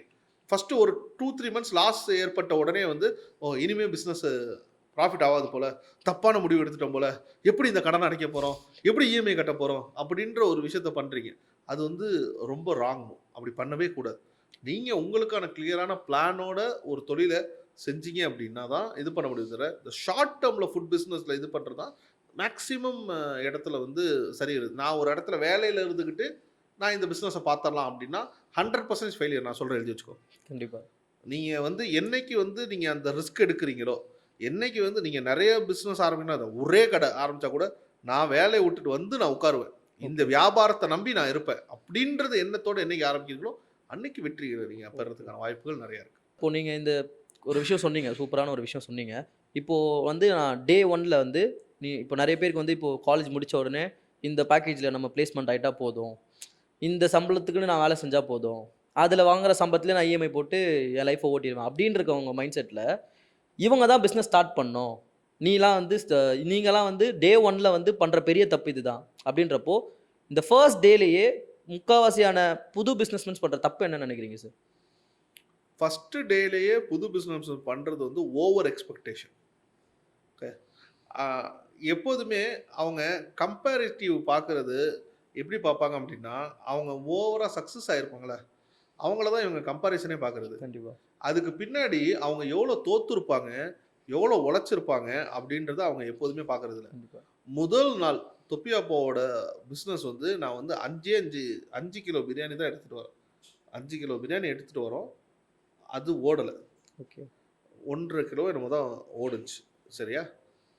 மொத்தமாக வந்த வருமானம் அப்படின்றது 900 ருபீஸ் தான் மொத்த வருமானமே. 5 கிலோ பிரியாணி செஞ்சு 900 ருபீஸ் தான். ஸோ முதல் நாளே வந்து நமக்கு வந்து பார்த்தீங்க அப்படின்னா ஒரு 2000 ரூபா 2400 லாஸ். ஸோ மாதம் ஒரு குறிப்பிட்ட மாதமே நம்ம எடுத்த போதே வந்து பார்த்தீங்கன்னா அந்த நம்மளோட முதல் கடையில் ஓவரால் டேர்ன் ஓவரே 1 லட்சத்தை கூட தொடலை. ஒரு மாதத்தோட டேர்ன் ஓவரே. சரியா? அப்பயும் பேர்டன் இருக்கும்ல. அப்படி ஒரு மாதமும் நம்ம இது பண்ணி அந்த பிரேக் ஈவன் அப்படின்னு அச்சீவ் பண்ணுறதுக்கே 6 மாதங்கள் ஆச்சு. ப்ராஃபிட்ன்றதை பார்க்குறதுக்கு 1 வருடம் ஆச்சு. ஓகே. ஸோ அது வரைக்கும் நம்ம வந்து ஸ்ட்ரகிள் பண்ணி நம்ம க்ரௌட் ஃபண்டிங் ஆர்கனைசேஷன் பண்ணனால நிறைய நண்பர்கள்கிட்ட நம்மக்கிட்ட கிளியர் விஷன் இருந்ததுனால அதை நோக்கி ஃபண்ட் நம்ம வந்து ரைஸ் பண்ணிக்கிட்டே இருக்கோம். ஓகே. ஸோ அதில் அன்னைக்கு எந்த இடத்துல ஒரு மாசத்தோட வியாபாரமோ அது இன்னைக்கு ஒரு நாளோட வியாபாரம். ஒரு நாளைக்கு நடக்குது ஒரு கடையிலேயே. ஓகே. ஒரு மாசத்தோட வியாபாரம் இன்னைக்கு ஒரு நாளோட வியாபாரம். இதுக்கு ஒரு பெரிய ஜேர்னி இருக்கு. அந்த ஜேர்னியை நம்ம பொறுமையா லவ் பண்ணி நம்ம என்ஜாய் பண்ணும் போது வந்து அது சரியான முறையில் அது கொண்டு போகும். கண்டிப்பா. இப்போ இந்த டே 1ல பிசினஸ் ஸ்டார்ட் பண்ணணும்னு நினைக்கிறவங்களுக்கு அந்த பேஷன்ஸ்ன்றது ரொம்ப இம்பார்ட்டன்ட். ரொம்ப முக்கியம். முதல் நாளே நான் திறந்துட்ட பிறகு ஃபர்ஸ்ட் எடுத்தோன்னே உங்கள் ஃப்ரெண்ட்ஸ் எல்லாமே வருவாங்க, இது பண்ணுவாங்க, விஷஸ் பண்ணுவாங்க, நல்லா இருக்குன்னு சொல்லுவாங்க. எந்த விதமான குறைகளும் அவங்க சொல்ல மாட்டாங்க. அதை மட்டும் எடுத்துக்கிட்டு பிஸ்னஸ் ரன் பண்ணிடக்கூடாது. கண்டிப்பா. அதுக்கப்புறம் வரது தான் ரியல் பிஸ்னஸ். அதுக்கப்புறம் வரது தான் ரியல் கஸ்டமர்ஸ். ஓகே. அதை ஃபேஸ் பண்ணுறதுக்கு நீங்கள் தயாராக இருக்கணும். அதான் சொல்கிறேன், அந்த எக்ஸ்பெக்டேஷன்றது ஓவராக வச்சுட்டு அந்த முதல் நாளில் இருக்கிற மாதிரியே எல்லா நாளும் இருக்காது. ஓகே. இப்போது இந்த பிரியாணி வந்து ஒரு இடத்துல ஒரு மாதம் நம்ம ஒரு பிரியாணி செய்கிறோன்னா ஒரு மாதத்துக்கும் ஒரே டேஸ்ட்டில் இருக்காது. கண்டிப்பாக ஏதாச்சும் ஒரு நிறை குறைகள் வரும். இப்போது ஒரு விஷயம் ஏதோ ஒரு விஷயம் அங்கே தப்பாக இருக்குது, இன்றைக்கி வந்து காரம் கம்மியாயிருச்சோ இல்லை சாதம் குறைஞ்சிச்சோ அப்படின்ற மாதிரி மிஸ்டேக்ஸ் நடக்கும். ஸோ அந்த டைமில் வர பேட் ரிவ்யூஸ் அந்த ஒரு மாதத்தோட ரெப்யூட்டேஷனே பாதிக்குமா சார்? இல்லை அந்த மொத்தமாக கடையோட ரெப்யூட்டேஷனே பாதிக்குமா? ஆவரேஜ் அப்படின்றது ஒரு விஷயம் இருக்குது. எந்த இடத்துலையுமே வந்து ஒரு மெயின்டைன் பாயிண்ட் தான் வச்சுக்கோங்களேன். நீங்கள் வந்து ஒரு 30 நாள் ஒரு விஷயத்த செய்கிறீங்க. ஓகே, நீங்கள் எப்போதுமே காமனாக நம்ம தான் கஸ்டமர் நினச்சி பார்த்துக்கணும். Okay, I am the customer அப்படின்ற மாதிரி. நான் இப்போ பிரியாணி கடை நடத்துகிறேன் அப்படின்னா நீங்கள் ஒரு டீ கடையை கம்பேர் பண்ணிக்கிட்டு நீங்கள் ரெகுலராக ஒரு கடையில் போய் டீ குடிக்கிறீங்க அப்படிங்கும்போது அவர் நல்லா போட்டுக்கிட்டே இருப்பார். ஒரு நாள் சுகர் கம்மியாக போட்டார், நீங்கள் அந்த கடையை விட்டு போக மாட்டோம். ஒரு நாள் சுகர் கூட போட்டார், அந்த கடையை விட்டு போக மாட்டீங்க. ஒரே மாதிரியே தப்பாகவே ஒரு வாரம் போட்டார்னு வச்சுக்கோங்களேன், நீங்கள் அண்ணே சரியே இல்லைண்ணே அப்படின்னு சொல்லிட்டு திருப்பி ஒரு வாய்ப்பு கொடுப்பீங்க, அதுக்கப்புறம் கடையை மாற்றிடுவீங்க. இதுதான் ரியாலிட்டி. ஸோ ஒரு தடவை நடக்கக்கூடிய தப்பு அப்படின்றப்ப கஸ்டமர் வந்து அக்செப்ட் பண்ணிப்பாங்க. கண்டிப்பாக. ஏன்னா இது ஃபுட் இண்டஸ்ட்ரின்னு தெரியும். அவங்களே அவங்க மைண்ட் செட் பண்ணிப்பாங்க, மாஸ்டர் இன்னைக்கு லீவ்ல இருப்பாரு, வேற மாஸ்டர் போயிருப்பாங்க போல, ஸோ அதனால எவனா ட்ரைனி போட்டிருக்கான் போல அப்படின்ற மாதிரியான அக்செப்டன்ஸ் வந்து இன்னைக்கு மக்கள்லாம் ரொம்ப அவேர்னஸோட இருக்காங்க, ரொம்ப அக்செப்டன்ஸோட கண்டிப்பா. கஸ்டமர்ஸ் இருக்காங்க. அதை நீங்கள் கண்டினியூவாக ஒரு ப்ராசஸை பண்ணுறீங்க, மீண்டும் மீண்டும் அந்த தவறுகளை பண்ணுறீங்க அப்படிங்கும் போது தான் வந்து அந்த இடத்துல ப்ராப்ளமேட்டிக் வரும். ஸோ கண்டிப்பா. அதனால தான் வந்து அந்த பிஸ்னஸ் டோட்டலாக இதாக வரும். ஸோ அது மாதிரியான ஒரு விஷயத்தை தான் நம்ம வந்து கொஞ்சம் ரொம்ப அவேர்னஸாக பார்க்க வேண்டிய அவசியத்தில் இருக்கும். ஓகே. இப்போ நம்ம ஜென்ரலா பார்த்தோம்னா வந்து, இப்போ ஒரு பிரியாணி ஷாப் அப்டின்னாலே வந்து, எதையாச்சும் ஒண்ண போட்டு டேஸ்ட் மட்டும் குடுத்துட்டா போதும், அப்டின்னு நெனச்சு ஒரு சில கடை ரன் பண்றாங்க. அத தாண்டி வந்து டேஸ்ட் கம் அ நெனச்ச மாரி டேஸ்ட் இல்லனாலுமே, நான் குவாலிட்டியான பொருள் தான் போடுவேன். நல்ல எண்ணெய், கிளீனான எண்ணெய், ஃபர்ஸ்ட் கிளாஸ் ரைஸ் இப்டி மட்டும் தான் போட்டு விப்பேன்ற இன்னொரு செட் ஆஃப் பீப்பிள் இருக்காங்க. ஸோ பிரியாணிக்கு எது சார் முக்கியம்? குவாலிட்டி முக்கியமா? டேஸ்ட் முக்கியமா? எது வந்து கஸ்டமர்ஸ அதிகமா அட்ராக்ட் பண்ணும்னு நெனைக்கிறீங்க? பிரியாணின்னு இல்லை, எந்த ஒரு ஃபுட்டாக இருந்தாலுமே வந்து அதில் வந்து பார்த்தீங்க அப்படின்னா குவாலிட்டியும் இருக்கணும், டேஸ்ட்டும் இருக்கணும், குவான்டிட்டியும் இருக்கணும். ஸோ அதை பொறுத்து தான் எப்போதுமே நீங்கள் ஒரு ப்ராடக்டை எங்கே பொசிஷன் பண்ண போகிறீங்க அப்படின்றது தான் ரொம்ப முக்கியம். அதை எந்த இடத்துல இப்போ பெக்ரோஸ் பிரியாணி இருக்காங்க, ஸோ அவங்களோட பொசிஷனிங்கே வந்து பார்த்தீங்க அப்படின்னா 400 ருபீஸ்க்கு ஸ்பெண்ட் பண்ணி வாங்கக்கூடிய நபர்கள் தான் அவங்களோட இது. ஸோ ஒரு கடை கூட நீங்கள் பார்த்துருக்க முடியாது, ஒன்லி ஆன்லைன் டார்கெட்டை மட்டும் வச்சு கண்டிப்பா. அவங்களோட மார்க்கெட்டை இது பண்ணுறாங்க. ஸோ அதுக்கு அடுத்தது வந்து பார்த்திங்கன்னா தொப்பி அப்பா போன்ற நிறைய உணவகங்கள் இருக்குது. ஸோ எங்களோட ரேஞ்ச் ஆஃப் பிரியாணி பார்த்திங்கன்னா சிக்கன் பிரியாணி 200 அந்த ரேஞ்சில் இது பண்ணுறோம். ஸோ இன்னும் இதில் வந்து பார்த்தீங்க அப்படின்னா இன்னும் வண்டி கடை அது மாதிரி போட்டு சில சகோதரர்கள் வந்து 100 ரூபாய்க்கும் 150 ரூபா 120 ரூபாய்க்கெல்லாம் பிரியாணி விற்றுக்கிட்டு இருக்காங்க. பெக்ரோஸ் பிரியாணி தொப்பியாப்பாவை விட பல மடங்கு டேஸ்ட்டாக சில நேரத்தில் வண்டி கடையில் இருக்கும். கண்டிப்பா. ஓகே, அதுக்கு ஒரு டார்கெட் ஆஃப் ஆடியன்ஸ் இருப்பாங்க. அந்த அந்த கஸ்டமரை அவங்க டார்கெட் பண்ணுவாங்க. அவ்வளோ சுவையான பிரியாணி இருக்கக்கூடிய இடங்கள் எனக்கு தெரிஞ்ச நிறைய இடங்கள்ல நான் போய் சாப்பிடுவேன். ஓகே, ஸோ அது ஏன் அந்த டேஸ்ட் வந்து இப்போ தொப்பி அப்பாவும் பெகரோஸும் தரல அப்படின்ட்டு இல்லை. இந்த ரேஞ்சுக்கு இவங்களும் இதே குவாலிட்டி இதோட டேஸ்ட் கொடுக்கக்கூடியதில் அந்த டேஸ்ட்டு அந்த இதோட சேர்ந்து அந்த ஆம்பியன்ஸு மற்ற விஷயங்கள் எல்லாமே சேர்த்து பேக்கேஜிங்லேருந்து எல்லாமே அங்கே நம்ம கொடுக்குறோம். டேஸ்ட்டை வந்து நீங்கள் எப்போதுமே வந்து பார்த்தீங்க அப்படின்னா 100% சாட்டிஸ்ஃபை எந்த கஸ்டமரையும் பண்ண முடியாது. கண்டிப்பா. ஸோ நீங்கள் நல்லாவே பண்ணாலும் கூட அந்த 5 ரேட்டிங் கொடுக்கறதுக்கு மனசு வராது. கண்டிப்பா. 4 கொடுக்கலாமா அப்படின்ற மாதிரி யோசிப்பாங்க. 4 ரேட்டிங்கில் நீங்கள் இருந்தீங்க அப்படின்னாலே அல்ஹம்துலில்லாஹ் அது நல்ல பிஸ்னஸ் தான். அந்த டேஸ்ட்டை நீங்கள் மெயின்டைன் பண்ணிட்டீங்க அப்படின்னாலே அபோவ் 4+ அப்படின்ற மாதிரியான ஒரு ரேட்டிங்கில் நீங்கள் கூகுள் ரிவ்யூ மெயின்டைன் பண்ணிக்கிட்டு இருக்கிறீங்க, கஸ்டமர்ஸ் அந்தளவுக்கு ஹாப்பியாக இருக்காங்க அப்படின்னாலே நீங்கள் சாட்டிஸ்ஃபைடான ஒரு உணவு கொடுக்குறீங்க அப்படின்றது தான். ஒரே நண்பர்கள் 4 பேர் ஒரு டேபிளில் எடுத்துகிட்டு ஒரு பிரியாணி யார் நல்லா இருக்குன்னு சொல்கிறாங்களோ அதே பிரியாணியை இது என்னப்பா காரமாக இருக்குது அப்படின்னு ஒருத்தர் சொல்கிறவங்க இருப்பார். அதே பிரியாணியை ஒருத்தர் இது என்னப்பா காரமே இல்லை அப்படின்னு சொல்கிறவங்களும் இருப்பாங்க. ஸோ அந்த டேஸ்ட் பட்ஸு ஒரு நபருக்கும் ஒரு மாதிரி மாறும். ஸோ எல்லா தரப்பு மக்களையும் நீங்கள் வந்து சாட்டிஸ்ஃபைட் பண்ணிட முடியாது. ஸோ அப்போ மெஜாரிட்டி எந்த ஒரு முடிவிலையும் எந்த ஒரு தொழிலையும் நீங்கள் வந்து மெஜாரிட்டி மக்களை நீங்கள் சாட்டிஸ்ஃபை பண்ணிட்டீங்களா, 80% உங்களோட சக்ஸஸ் ரேஷியோ இருக்கா, 70% சக்ஸஸ் ரேஷியோ இருக்கா, அது குட். ஓகே, அதே இது மைனஸ் ஆயிடுச்சுன்னு வச்சுக்கோங்க, 8 பேர் சாப்பிட்றாங்கப்பா 3 பேர் தான் நல்லா இருக்குங்கிறாங்கன்னா நீங்கள் தப்பு அப்படின்னு அர்த்தம். நீங்கள் சரி பண்ணணும், உங்களோட இடத்த நீங்கள் மாற்றணும், நீங்கள் R&D திருப்பி பண்ணணும், ப்ராசஸை மாற்றணும் அப்படின்னு. நீங்கள் இருக்கக்கூடிய ரீஜியனில் எந்த உணவை எந்த டேஸ்ட்டில் கொடுக்குறீங்கன்றதை பொறுத்து தான் அந்த ரிசல்ட் வந்து மாறும். Okay, okay. அண்ட் இப்போ இந்த டேஸ்ட் அப்படின்றது டேஸ்ட் அண்ட் குவாலிட்டி ரெண்டுமே மிக்ஸ்டான விஷயம் தான். கண்டிப்பாக கண்டிப்பாக taste and quality and region ரொம்ப முக்கியம் பிரதர். ஓகே, திருச்சியில் இருக்கிறவங்க கிட்ட வந்து பார்த்தீங்கன்னா இப்போ நம்ம பாஸ்மதி நம்ம இது பண்ணுறோம், பட் இங்கே உள்ளவங்க ஜீரக சம்பா பிரியாணி தான் சாப்பிடுவாங்க. கண்டிப்பாக சென்னையில் வந்து பாஸ்மதி போடுவாங்க, பிரியாணி. அதில் தலப்பாக்கட்டு ஸ்டார் அம்பூர்லாம் ஜீரக சம்பா போட்டு சக்ஸஸ் பண்ணியிருக்காங்க. ஓகே, ஓகே, ஸோ இது ஒரு இடத்துலையும் அந்த டேஸ்ட் பட்ஸ் அப்படின்றது ஒரு ரீஜியனுக்கு தகுந்த மாதிரி மாறும். ஓகே, இங்கே தால்ச்சா ஊற்றி சாப்பிட்டா தான் இங்கே பிடிக்கும். சென்னையில் தால்ச்சான்ற ஒரு கான்செப்டே கிடையாது. நம்ம வந்து எண்ணெய் கத்திரிக்காய் கொடுத்து தான் நம்ம இது பண்ணுறோம். So it depends of variation தான். ஓகே. அதனால் வந்து டேஸ்ட், குவாலிட்டி, சர்வீஸ் ஒரு பிஸ்னஸோட சக்ஸஸில் இது எல்லாமே இருந்துச்சுன்னா தான் நீங்கள் கன்சிஸ்டன்சியாக அந்த சக்ஸஸ் நீங்கள் பண்ண முடியும். கண்டிப்பாக. ஓகே. ரொம்பவே நல்லா இருந்துச்சு நீங்க சொன்னது. அண்டு இப்போ வந்து ஒரு 10 to 15 லேக்ஸ் பட்ஜெட்ல நான் ஒரு பிரியாணி ஷாப் ஆரம்பிக்கிறேன் அப்டின்னா, எந்த இடத்துல நான் அதிகமான காசு ஸ்பெண்ட் பண்ணணும்? லைக் மார்க்கெட்டிங், இன்டீரியர்ஸ் ஆர் வெறும் பிரியாணி மட்டும் நான் குவாலிட்டியா குடுத்தா போதும். என்ன நம்பி கஸ்டமர்ஸ் வந்துருவாங்க. அப்டின்ற மாரிலாம் இருப்பாங்கல்ல. எதுல அதிகமா ஸ்பெண்ட் பண்ணணும் சார்? விஷயம் லொகேஷன். ஓகே. அதான் பேரண்ட். அந்த லொகேஷனே உங்களுக்கான அட்வர்டைஸ்மென்ட் இடமாக இருக்கணும். ஒரு அந்த இடத்துல நீங்க வைக்கக்கூடிய சைன் போர்டே உங்களுக்கான மார்க்கெட்டிங்கான ஒரு இடமா இருக்கணும். அந்த இடத்துல ஒரு ஹோர்டிங் வச்சா என்ன காஸ்ட் இருக்கும்? அந்த கடைக்கு மேல நம்ம சைன் போர்டு வச்சா அது டேலி ஆகுற லெவலுக்கு உங்களோட ப்ரமோஷன அது குடுக்கணும். கண்டிப்பா. இது ஃபர்ஸ்ட் விஷயம். நீங்க பார்க்கக்கூடிய லொகேஷனுக்கு நீங்க ஸ்பெண்ட் பண்றது. ஏன்னா, அதுதான் அந்த அட்வான்ஸ் அப்படின்ற ஒரு விஷயத்த வந்து தீர்மானிக்கும். ஒரு இடத்துல நீங்க போடக்கூடியது. செகண்ட் விஷயம் வந்து ரூ. 10,00,000க்குள்ளலாம் நீங்க பிசினஸ் பண்ணும்போது இன்டீரியர்லாம் இது பண்ண முடியாது. இன்னைக்கு இருக்கக்கூடிய காஸ்ட்ல. ஓகே. ஸோ டேஸ்ட்ல அதிகமான கான்சன்ட்ரேஷன் பண்ணுங்க. அதுக்கப்புறம் மார்க்கெட்டிங்ல பண்ணுங்க. ஓகே. இந்த 2 விஷயத்த நீங்க பண்ணீங்க அப்படின்னாலே பிசினஸ்க்கான குரோத் வந்து இது கண்டிப்பா. பண்ணிடலாம். ஸோ அதுக்கப்புறம் கஸ்டமர் சர்வீஸ் ரொம்ப முக்கியம்.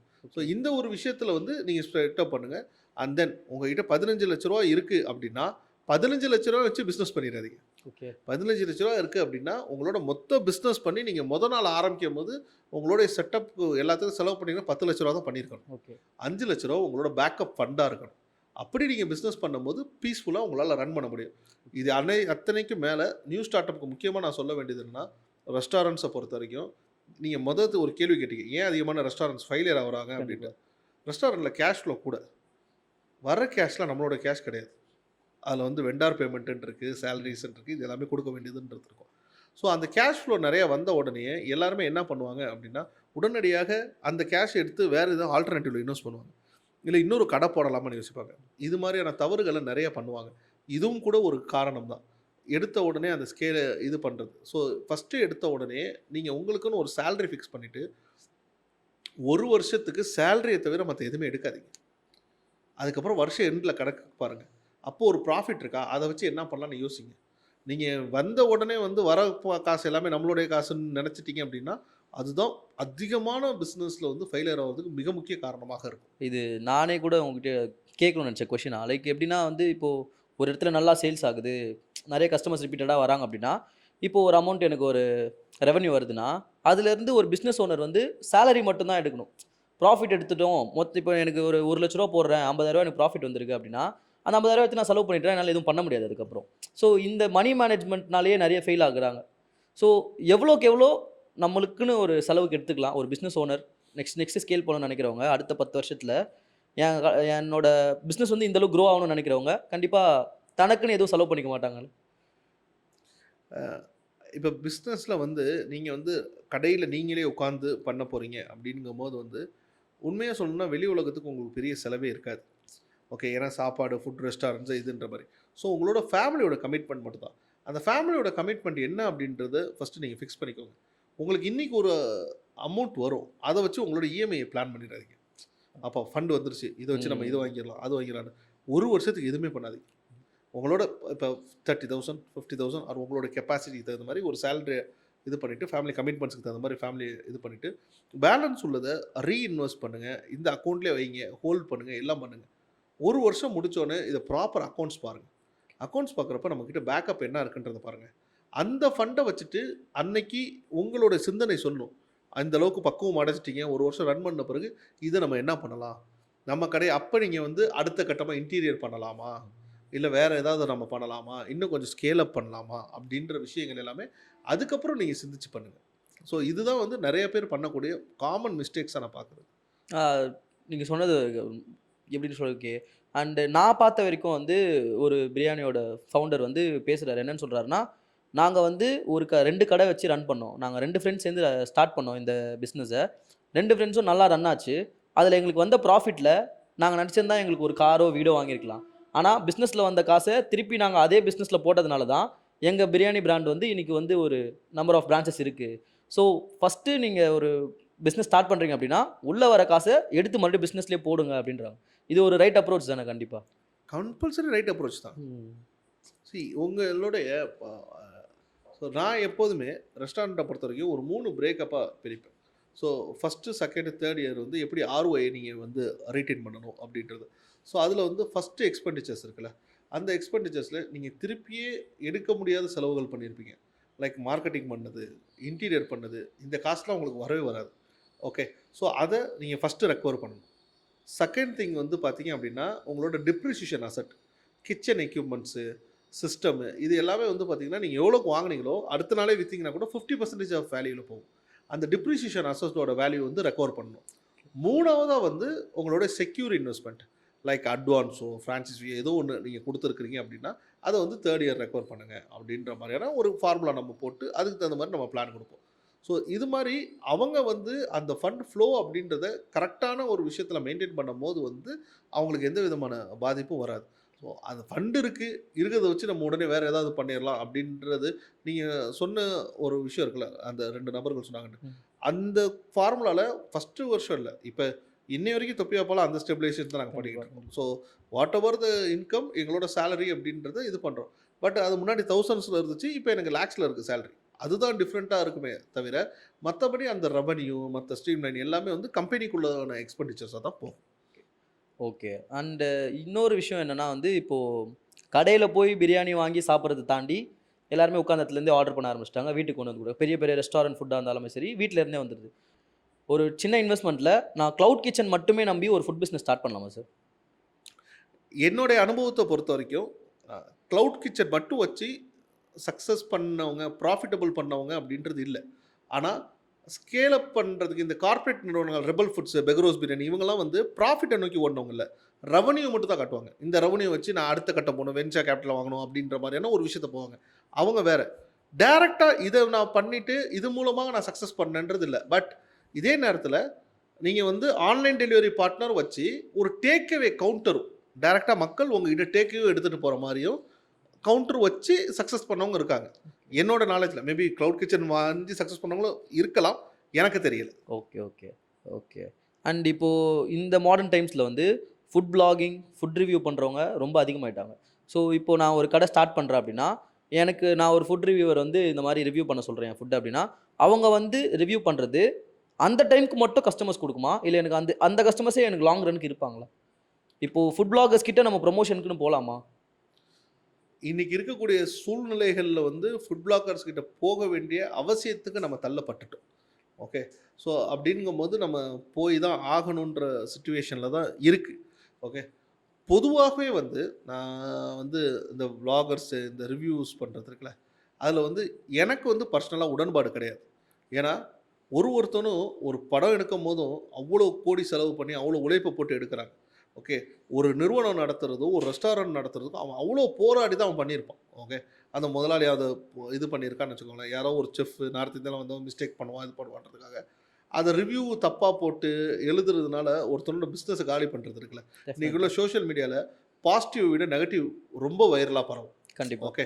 ஸோ, அத நேரடியா உள்ள கஸ்டமர் சொன்னா கூட, அப்போதைக்கு அவன் வேகமா திருத்திக்கிட்டு, சரி பண்ணிறதுக்கு முயற்சி இது பண்ணுவான். இப்படி நெகட்டிவ் ரிவ்யூஸ் குடுக்குறது ஒவ்வொருத்தனோட தன்னம்பிக்கைய மட்டார்ன்னு உடைக்குது. இன்னைக்கு ஒரு தொழில் ரெஸ்டாரண்ட் நீங்க ஃபர்ஸ்ட்டு சொன்ன ஒரு விஷயம் தான். நீங்க ஒருத்தன் ஆசையா வேலை செஞ்சுட்டு ஒரு தொழில் தொடங்கணும்னு ஒருத்தன் வரான். அவன வந்து ஈஸியா நீங்க ரிவ்யூ அப்படின்றத ஏதோ ஒண்ணு எழுதிட்டு, அது மூலமா காலி பண்ணிட்டு போயிடுறீங்க. ஓகே.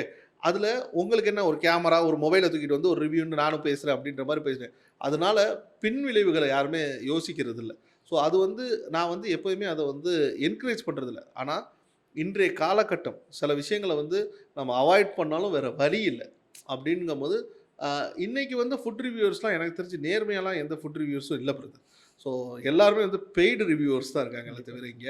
இங்க வந்து நேர்மையா நானே வந்து சாப்பிட்டு பார்த்து, இப்போ உண்மையா நான் வந்து ஒரு ரிவ்யூவ போடுறேன் அப்படின்ற மாரியான ரிவ்யூவர்ஸ் வந்து அ இதுவரைக்கும் நான் பார்க்கல. கண்டிப்பா. அண்ட் இதுக்காகவே வந்து இப்போ நம்ம எங்கேயாச்சும் போறோம், சாப்பிடுறோம் அப்படின்னா, ஃபோன் எடுத்து ஃபோட்டோ எடுத்தாலுமே, வீடியோ எடுத்தாலுமே நம்ம சாப்பிடுறது நம்ம ரிவ்யூவர்ஸ் கிடையாது. ஜென்ரலா நம்ம ஒரு ஆடியன்ஸா போய் அந்த விஷயம் அந்த பண்றப்போ, கடை ஓனருங்கலாம் பயப்படுறாங்க. "வீடியோலாம் எடுக்காதீங்க தம்பி. இது மாரிலாம் போடாதீங்க. இங்க அதெல்லாம் அலவுட் இல்ல" அப்படின்ட்டு. ஸோ இதுதான் இதுக்கான ரீசனோன்ற மாரி எனக்கு அப்போ ஸ்ட்ரைக் ஆச்சு. லைக் ஒரு நாள் ஒரு விஷயம் தப்பா இருந்திருக்கலாம். அதனால ஒரு ஃபுட் ரிவ்யூவர் போய் அங்க சாப்பிடுறப்போ, அவருக்கு ஒரு பெட்டர் எக்ஸ்பீரியன்ஸ் இல்லாம இருந்ததுனால அந்த ஒரு விஷயம் நடக்குது. ஸோ அது வந்து அந்த கடையோட டோட்டல் சேல்ஸே பாதிச்சுது. இப்போ Google ரேட்டிங்ல பார்த்தீங்கன்னா, ஒரு 5 ஸ்டாருக்கு 2 ஸ்டார் ரேட்டிங் இருந்துச்சுன்னா, அந்த கடைக்கு யாரும் போமாட்டேங்கிறாங்க. ஸோ இந்த மாரியான விஷயங்கள்னால இதெல்லாம் நடக்குதுல்ல சார்? அ என்னுடைய ஒப்பீனியன் என்ன, நான் எப்போதுமே என்னோட செஃப் கிட்ட என்ன சொல்லுவேன் அப்படின்னா, என்னைக்கு நீ சக்சஸ்ஃபுல் செஃப் அப்படின்னு சொல்லணும் அப்படின்னா, உன்னுடைய ஃபுட்ட கஸ்டமர் வந்து ஃபோட்டோ எடுக்கணும். இங்கே நான் இருக்கேன், இந்த ஃபுட்டு இந்த ப்ரெசன்டேஷனை நான் சாப்பிட்றேன் அப்படின்றத போட்டு அவங்க டேக் பண்ணணும். அப்படி என்னைக்கு பண்ணுறாங்களோ, என்னைக்கு உன்னுடைய ஃபுட்டை வந்து செலிப்ரேட் பண்ண ரிவ்யூவர்ஸ் இல்லை, கஸ்டமர் செலிப்ரேட் பண்ணணும். அப்படி எப்போ நீங்கள் உங்களோட பிராண்டையும் உங்களோட ஃபுட்டையும் நீங்கள் டெலிவரி பண்ணுறீங்களோ, சர்வ் பண்ணுறீங்களோ, அதுதான் ரியல் சக்ஸஸ்ன்றது என்னுடைய கருத்து. மேபி நீங்கள் சொல்கிற மாதிரி சில பேர் பயப்படுறதுக்கான வாய்ப்புகள் இருக்குது. ஏன்னா அவங்களுடைய முந்தைய அனுபவங்களும் இதுக்கு முன்னாடி நடந்திருக்கக்கூடிய சூழ்நிலைகளும் அப்படி நிறைய பேரை வந்து நான் பார்த்த வரைக்கும் மன உளைச்சலுக்கு உண்டாயிருக்கு. நிறைய பேர் ஃபெட்டப் பண்ணி பேசுகிறாங்க. நம்ம இப்போ நிறைய ஆண்டர்ப்ரனர்ஸ் கோச் பண்ணுறதுனால. அப்போ நான் சொல்கிறேன், இது ஒரு சோஷியல் மீடியா ஒரு ரிவ்யூ வந்து ஒரு தொழிலை உடைச்சிட முடியும்னா உன் தன்னம்பிக்கை என்ன ஆயிடுச்சு அப்படின்னா. பட் என்ன தான் அவங்கள நான் மோட்டிவேட் பண்ண பேசினாலும் கூட சில பேர் அவங்களுக்கு அதில் வந்து கிடைக்கக்கூடிய ஒரு வியூஸ்க்காக ஒரு இதுக்காக வந்து ஒரு முதல் போட்டு தொழில் பண்ணி அவன் சம்பளம் கொடுத்து இவ்வளவும் பண்ணக்கூடிய ஒன்றை வந்து உடைக்கிறது இருக்குல்ல, அது வந்து ஒரு தரமான இது கிடையாது. அப்படி நீங்கள் வருமானம் பண்ணி அதன் மூலமாக ஒருத்தவனோட தொழிலை அழிச்சு அதன் மூலமாக விமர்சனம் பண்ணி அதன் மூலமாக ஒரு வருமானம் பார்க்குறீங்க அப்படின்றது வந்து கிட்டத்தட்ட அது பாவத்துக்கு உண்டான வருமானத்துக்கு சமம் தான். Okay, okay. கண்டிப்பா. அண்டு இவ்வளோ நாளாக வந்து இப்போது நீங்கள் சக்ஸஸ்ஃபுல்லாக இந்த பிஸ்னஸ் ரன் பண்ணுறீங்கன்னா, ஒரே ஒரு ரீசன் இதனால தான் என் பிஸ்னஸ் இவ்வளோ நாள் ஸ்டாண்ட் ஆகுது அப்படின்னா என்ன சார் சொல்வீங்க? நான் 2 சொல்கிறேன். ஒன்று வந்து இறைவனுடைய நாட்டம், அது இல்லாமல் எதுவுமே நடக்காது. இன்னொன்று வந்து உங்களுடைய டீம். நீங்கள் உங்கள் கூட இருக்கிறவங்கள நல்லா பார்த்துக்கிட்டா உங்கள் கூட இருக்கிறவங்க உங்கள் நிறுவனத்தை நல்லா பார்த்துப்பாங்க. ஸோ அதுதான் ரொம்ப முக்கியம். இன்னொன்று டிரான்ஸ்பரன்சி தன்மையாக இருக்கணும். என் நிறுவனத்தோட இன்னும் அடுத்த 10 வருஷத்தோட பிளான் என்ன அப்படின்றது என் கம்பெனியோட ஃபீட்பேக் எடுக்கிற டெலிகாலிங் இருக்கு தெரியும். ஓகே, அந்த டிரான்ஸ்பரன்சியோட உங்களோட விஷனை நீங்கள் ட்ரான்ஸ்ஃபர் பண்ணுறீங்களா, இதுதான் இந்த நிறுவனத்தோட விஷன் அப்படின்றத ட்ரான்ஸ்ஃபர் பண்ணும்போது அவங்களுக்கு அந்த ஒரு மனநிறைவோட அவங்க வேலை செய்வாங்க. ஏன்னா growth வந்து நிறுவனம் வளரும், நம்மளும் வளருவோம், சாரும் வளருவார் அப்படின்ற எல்லாத்துக்குமான அந்த growth உங்கள் நிறுவனத்தில் ஸ்ட்ரக்சர் இருந்துச்சுன்னா அது வந்து கண்டிப்பாக சக்ஸஸ் ரேஷியோவில் போகும். கண்டிப்பாக. டீம் ஒர்க் அப்படின்றது வந்து பிஸ்னஸை தாண்டி எல்லாத்துலேயுமே ரொம்ப இம்பார்ட்டண்ட்டான ஒரு விஷயம். ஆமாம், இட்ஸ் அ ஃபேமிலி கல்ச்சர் மாதிரி. நம்ம கூட இருக்கிறவங்க தானே நம்ம ஃபேமிலி. நம்ம ஃபேமிலியை விட அதிகமான நேரம் இவங்க கூட தானே ஸ்பெண்ட் பண்ணுறோம். ஸோ அப்படின்றபோது அந்த ஒரு அண்டர்ஸ்டாண்டிங்கோட அவங்களுக்கு அந்த அந்த ஒர்க் கல்ச்சர் அப்படின்னு சொல்லுவாங்களே, அதை நீங்கள் ஒரு நல்ல ஒரு ஆரோக்கியமான க்ரியேட் பண்ணி ஒரு விஷயம் வச்சுருந்தீங்க அப்படின்னா, என்னைக்கு உங்கள் டீமு உங்கள் பிராண்டை ஓன் பண்ணுறாங்களோ அன்றைக்கி அது சக்ஸஸில் போய் நிற்கும். When they think this company is our company, yes, அந்த ஒரு ஃபீல் இருந்தால் அந்த தான் ஃபீலை நம்ம கொண்டு வரதோட பொறுப்பு வந்து நம்மக்கிட்ட இருக்குது. Okay sir. இப்போது டீம் ஒர்க் பற்றி சொன்னீங்க, எந்த மாதிரி விஷயம்லாம் பண்ணணும் பண்ணக்கூடாதுன்னு சொல்லி நிறைய நீங்கள் சக்ஸஸ்ஃபுல்லாக எடுத்துகிட்டு போனதுக்கு நிறைய விஷயம் சொல்லியிருக்கீங்க. ஸோ திஸ் ஒன் திங், இந்த ஒரு விஷயம் நான் பட்டேன், நான் பண்ண தப்பு, இதுக்கப்புறம் வரவங்க பண்ணாதீங்க, இந்த ஒரு பெரிய மிஸ்டேக் நான் பண்ணேன், அந்த மிஸ்டேக்கை நீங்கள் பண்ணாதீங்க அப்படின்னு உங்கள் எக்ஸ்பீரியன்ஸில் பார்க்குறவங்களுக்கு ஒரு க்ரோயிங் ஆண்டர்பிரினர்ஸ்க்கோ ஆல்ரெடி பிஸ்னஸ் ரன் பண்ணுறவங்களோ இருந்தாங்கன்னா அவங்களுக்கு என்ன சார் சொல்வீங்க? பொதுவாக ரெஸ்டாரண்ட்டு ஃபீல்டு வந்த உடனே எந்த பிஸ்னஸ்னாலும் வந்து ஒரு கட்டம் க்ரோ அப் பண்ண உடனே உங்களை சுற்றி நிறைய கந்து வட்டிக்காரங்களும் இவங்களும் வருவாங்க. உங்களை ரொம்ப மோட்டிவேட் பண்ணி பேசுவாங்க. நீங்கள் வந்து இந்த உங்களுக்கு வந்து ஒரு பெரிய தொகையை கொடுக்க சொல்லுவாங்க. அப்போ உங்களுக்கு அந்த தொகை தேவையே இருக்காது. பட் இருந்தாலும் நீங்கள் வாங்குறதுக்கான ஒரு சூழ்நிலையை உருவாக்குவாங்க. நம்மளும் வந்து அந்த ஒரு சூழ்நிலையை பார்த்த உடனே சரி இதை வச்சு வேறு ஏதாவது பண்ணலாம், அதை வச்சு வேறு ஏதாவது பண்ணலாம் அப்படின்ற மாதிரியான ஒரு சூழ்நிலையில் அதை பெறவும் அதன் பிறகு அவங்களுக்கு கொடுக்கறதுக்கு தான் நீங்கள் உழைப்பீங்களே தவிர உங்களுக்காக நீங்கள் உழைக்க மாட்டீங்க. இப்படி அழிந்த ரெஸ்டாரண்ட்டுகள் ஏராளம். ஓகே, ஸோ தயவு செய்து அந்த மிஸ்டேக் பண்ணாங்க. இதில் நான் மட்டும் விதிவிலக்கு இல்லை, என்னோட சிரமமான சூழ்நிலைகளையும் அது மாதிரியான கட்டங்களை நான் தொட்டிருக்கேன். ஆனால் அதை கட் பண்ண தான் ஹலாலான முறையில் இன்வெஸ்டர்ஸ் கிட்ட கேட்கலாம். நம்ம இவ்வளோ தொழில் பண்ணுறோம், இந்த பங்கு உங்களுக்கு தரேன், இது உங்களுக்கு தரோம் அப்படின்ற மாதிரியான கொண்டு போகலாம். தயவு செய்து யாருமே சரி தொழில் செய்கிறவங்க இந்த கந்து வட்டியில் போய் மாட்டிடாதீங்க. கந்து வட்டின்றது ஒன்றும் இல்லை. உங்ககிட்ட வந்து நான் வந்து 10 லட்ச ரூபா தரேன், வாரம் 10,000 மாதம் 10,000 ரூபா கொடுக்கும், அது 8 லட்ச ரூபா கொடுப்பாங்க, அது இத்தனை வாரத்தில் கொடுங்க, நமக்கு தேவையில்லாத டைமில் அப்படின்ற ஒரு கஷ்டம் கேட்குறப்போ அதே ஆளுக்கு நம்ம ஒரு கமிட்மெண்ட்டுன்ற சொல்லிட்டு இதுக்காக ஒரு பெரிய நெட்வொர்க் வந்து தமிழ்நாடு ஃபுல்லாக சுற்றுது. ஸோ அந்த நெட்வொர்க் வந்து whenever your success they will come to you. Okay, டெஃபினட்டாக. அண்டு இப்போது இன்னொரு விஷயம், இப்போ இருக்கிறதுல ரொம்ப ட்ரெண்டாக இருக்க விஷயம் வந்து ஃப்ரான்ச்சைசி பிஸ்னஸ். இப்போது அதே மாதிரி நான் ஃபஸ்ட்டு கேட்டதே கேட்குறேன். இப்போ புதுசா பிஸ்னஸ் ஸ்டார்ட் பண்ணணும் நான் வரேன் அப்படின்னா, ஒரு ஃபுட் பிஸ்னஸே ஸ்டார்ட் பண்றேன் அப்படின்னா, நான் ஃப்ரான்ச்சைசி பிஸ்னஸ் போணுமா? இல்ல ஓனா ஸ்டார்ட் பண்ணணுமா சார்? எந்த பீப்பிள் ஃப்ரான்ச்சைசி போலாம்? எந்த பீப்பிள் ஓனா ஸ்டார்ட் பண்ணலாம்? என்னைய பொறுத்த வரைக்கும் நான் வந்து இப்போ ஃப்ரான்ச்சைசியை வந்து நான் கம்ப்ளீட்டாக ஸ்டாப் பண்ணிட்டேன். யார் ஃப்ரான்ச்சைசி ஏன் ஸ்டாப் பண்ணேன்னா, இதோட சக்ஸஸ் ரேஷியோ அண்ட் ஃபெயிலியர் ரேஷியோவோட டிவிடெண்ட் எடுத்து தான். ஸோ யார் ஒருவரால முழு நேரமா நிண்டு அந்த பிஸ்னஸை நீங்களே பார்க்க முடியுமோ, ஓகே, அவங்க ஃப்ரான்ச்சைசி எடுத்தாலும் சக்ஸஸ் பண்ணிட முடியும். சொந்த பிஸ்னஸ் ஆரம்பித்தாலும் சக்ஸஸ் பண்ண முடியும். யார் ஒருவரால் நான் வேலை செஞ்சுக்கிட்டே இதை பார்ப்பேன் அப்படின்னு சொல்கிறாங்களோ, அவங்க ஃப்ரான்ச்சைசி எடுத்தாலும் சரி, சொந்த பிஸ்னஸ் எடுத்தாலும் சரி, சக்ஸஸ் பண்ணுறது கஷ்டம். And at the same time வந்து இப்போது இந்த பிராண்டில் வந்து இது நல்லா ரன் ஆகுது. ஒரு ஒரு வெல் நோன் பிராண்ட். இப்போது ஏதோ ஒரு எக்ஸ் கெஃபேன்னு வச்சுக்கலாம். அந்த கெஃபே வந்து எல்லா இடத்துலையும் இருக்குது.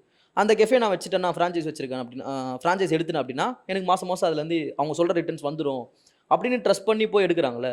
ஸோ உண்மையாகவே அந்த மாதிரி ரிட்டர்ன்ஸ் வருமா சார் அவங்க சொல்கிற மாதிரி? 2 விதமான ஆப்ஷன்ஸ் இருக்கும். சில இடங்களில் வந்து ஃபீகோ மாடல் அப்படின்னு சொல்லுவாங்க. Franchise invested company operated model. So அதில் வந்து ஒரு கேரண்டட் ரிட்டர்ன்ஸ் அப்படின்றது கொடுப்பாங்க. அப்படி ஏதாவது ரிட்டர்ன்ஸ் கொடுக்குறாங்கன்ற மாதிரியான ஒரு விஷயம் இருந்துச்சுன்னா, இதுக்கு முன்னாடி அவங்க எத்தனை ஃப்ரான்ச்சைசி கிட்ட அப்படி கொடுத்துருக்காங்கன்னு பாருங்கள். அவங்கள வெரிஃபை பண்ணுங்கள். உண்மையாகவே அங்கே கொடுக்குறாங்களான்னு பாருங்கள். அப்படி அவங்க கொடுத்துருக்காங்கன்னா, அந்த கம்பெனியோட நெக்ஸ்ட் ஸ்கேல் அப் பிளான் என்னன்னு கேளுங்க.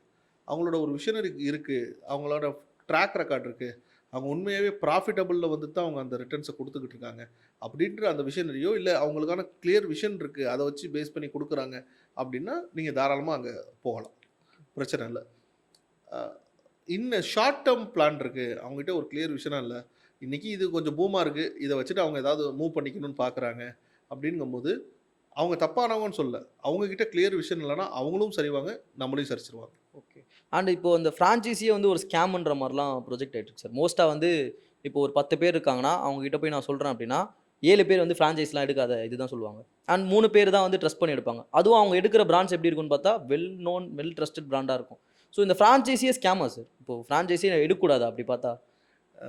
இந்த பேட்டர்ன் ஏன் வந்துச்சு அப்படின்னா பிரதர், ஃப்ரான்ச்சைசி ஸ்கேமாகவும் இருக்காங்க, ஃப்ரான்ச்சைசியர் ஸ்கேமாகவும் நடந்திருக்கு. ஓகே, ஒரு பிராண்டும் ஒரு ஃப்ரான்ச்சைசி ஓனர்ஸும் வந்து கிட்டத்தட்ட வந்து it's a kind of marriage தான். ஓகே, ஸோ மேரேஜில் எப்படி ஹஸ்பண்ட் அண்ட் ஒய்ஃப்குள்ளே வந்து ஸ்மூத்தாகவே ட்ராவல் ஆகும், அந்த இஷ்யூஸ் இருந்துக்கிட்டே தான் இருக்கும், அதில் ஸ்மூத்தாக தான் அப்படி தான் ட்ராவல் பண்ண முடியும். அதே மாதிரி இவங்ககிட்ட உள்ள எக்ஸ்பெக்டேஷன், அவங்ககிட்ட உள்ள எக்ஸ்பெக்டேஷன் வந்து மாறி மாறி வந்துக்கிட்டு தான் இருக்கும். ஸோ அதை ஸ்மூத்தாக தான் ட்ராவல் பண்ணணும். என்ன தான் ஆனாலும் அந்த ஒரு பாண்டிங்கோட அண்டர்ஸ்டாண்ட் இருக்கணும். நம்ம கரெக்டாக ராயல்ட்டி கொடுத்தோம் அப்படின்னா தான் வந்து பிராண்டுக்கான எக்ஸ்பான்ஷன், அவங்களுக்கான கமிட்மெண்ட்ஸ்லாம் இருக்குது, அதை ஃபுல்ஃபில் பண்ண முடியும். அதே மாதிரி இவங்க ப்ராஃபிட்டபிள் ஆனால் தான் நமக்கு ராயல்ட்டி கொடுக்க முடியும் அப்படின்றதையும் இவங்க புரிஞ்சுக்கணும். ஸோ அதுக்கு உண்டான சப்போர்ட்டு இவங்க பண்ணணும். இந்த ஒரு ஃப்ரான்ச்சைசி வந்து ப்ராஃபிட் ஆகணும் அப்படின்றதுக்கான சப்போர்ட்டு இவங்க பண்ணணும். ஸோ இந்த வின் கான்செப்ட் அப்படின்றது ரொம்ப முக்கியப்படுது. ஸோ இதில் வந்து இப்போ நான் முன்னாடியிலேருந்து என்ன சொல்லியிருக்கேன்னா, நீங்கள் ப்ராஃபிட் பண்ணால் ராயல்ட்டி கொடுங்க அப்படின்னு. பட் அதுலேயே பாதி பேர் என்னை ஏமாற்றிருக்காங்க. ஓகே, ஈவன் தோ அவங்க ப்ராஃபிட் பண்ணிவிட்டு கூட ராயல்ட்டி கொடுக்காம இருந்திருக்காங்க. சில பேர் ரியலாகவே லாஸ் ஆகிருக்காங்க. ஓகே, அதை நான் அக்ரி பண்ணிப்பேன். ரியலாக லாஸ் ஆகிட்டேன், ஓகே, நீங்கள் நெக்ஸ்ட் என்ன ஸ்டெப் வேணாலும் நீங்கள் எடுத்துக்கோங்க அப்படின்ற மாதிரி. ஸோ இங்கே இந்த உலகத்தில் வந்து நான் வந்து 100% சக்ஸஸ் ரேஷியோ வச்சுருக்கேன் அப்படின்லாம் யாராலையும் கணிக்க முடியாது.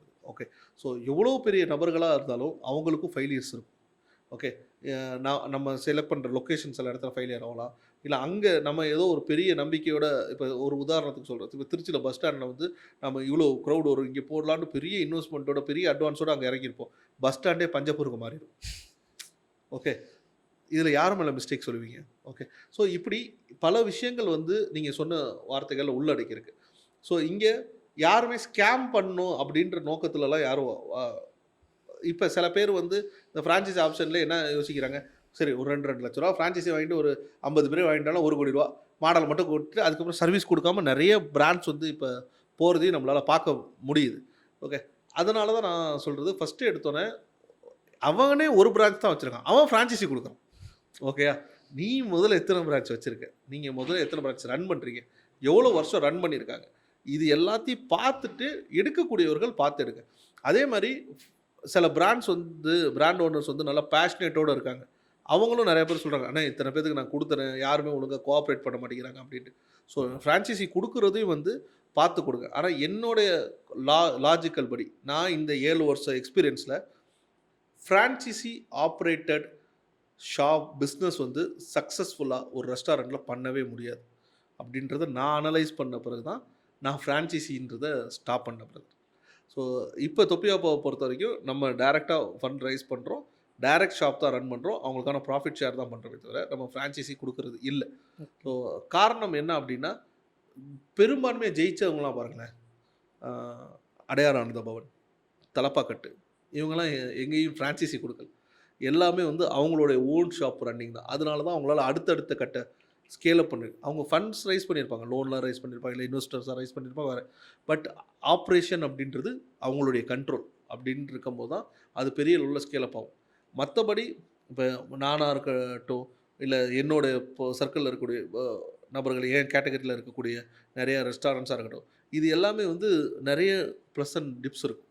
ஓகே, ஸோ இதுக்கான காரணம் என்ன அப்படின்னா வந்து ஃப்ரான்ச்சைசி கொடுக்கும்போது வந்து அங்கே நடக்கக்கூடிய சில மிஸ் அண்டர்ஸ்டாண்டிங், இடர்பாடுகள், அங்கே அவங்க சரியாக சேலரி கொடுக்கலனா கூட நமக்கு பிரச்சனைகள் வரும், அவங்க சரியாக ட்ரீட் பண்ணலன்னா கூட ஓவரால் தொப்பியாப்பால் இப்படி நடந்திருக்கு அப்படின்ற எல்லா பிராண்டுக்கும் நான் சொல்கிறேன், எனக்கு நான் சொல்ல எக்ஸாம்பிளுக்கு என்னையே நான் காட்டி சொல்கிறேன்னு சொல்கிறேன். ஓகே, ஸோ அப்படி எங்கே எந்த தவறு நடந்தாலும் அது வந்து அவங்க பண்ணியிருப்பாங்க, பட் நம்ம மேலே இதாகும். எங்கேயோ யாரோ ஒரு ஃப்ரான்ச்சைசி மிஸ்டேக் பண்ணியிருப்பா, அதனால் வந்து இவங்களுக்கு பிஸ்னஸ் பாதிக்கும்.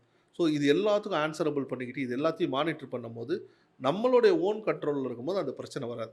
இது வந்து என்னோட யுஏஇக்கு நான் போன பிறகு அங்கே உள்ள எல்லா பிரான்ச்சஸும் என்னோட ஓன் கண்ட்ரோலில் இருக்கும்போது அது ஸ்மூத்தாக என்னால் ரன் பண்ண முடிஞ்சிச்சு. ஸோ அப்புறம் தான் நான் அனலைஸ் பண்ணேன், இங்கே இது மாதிரியான ஒரு ஆப்ஷனில் தான் கொண்டு போகிறேன்.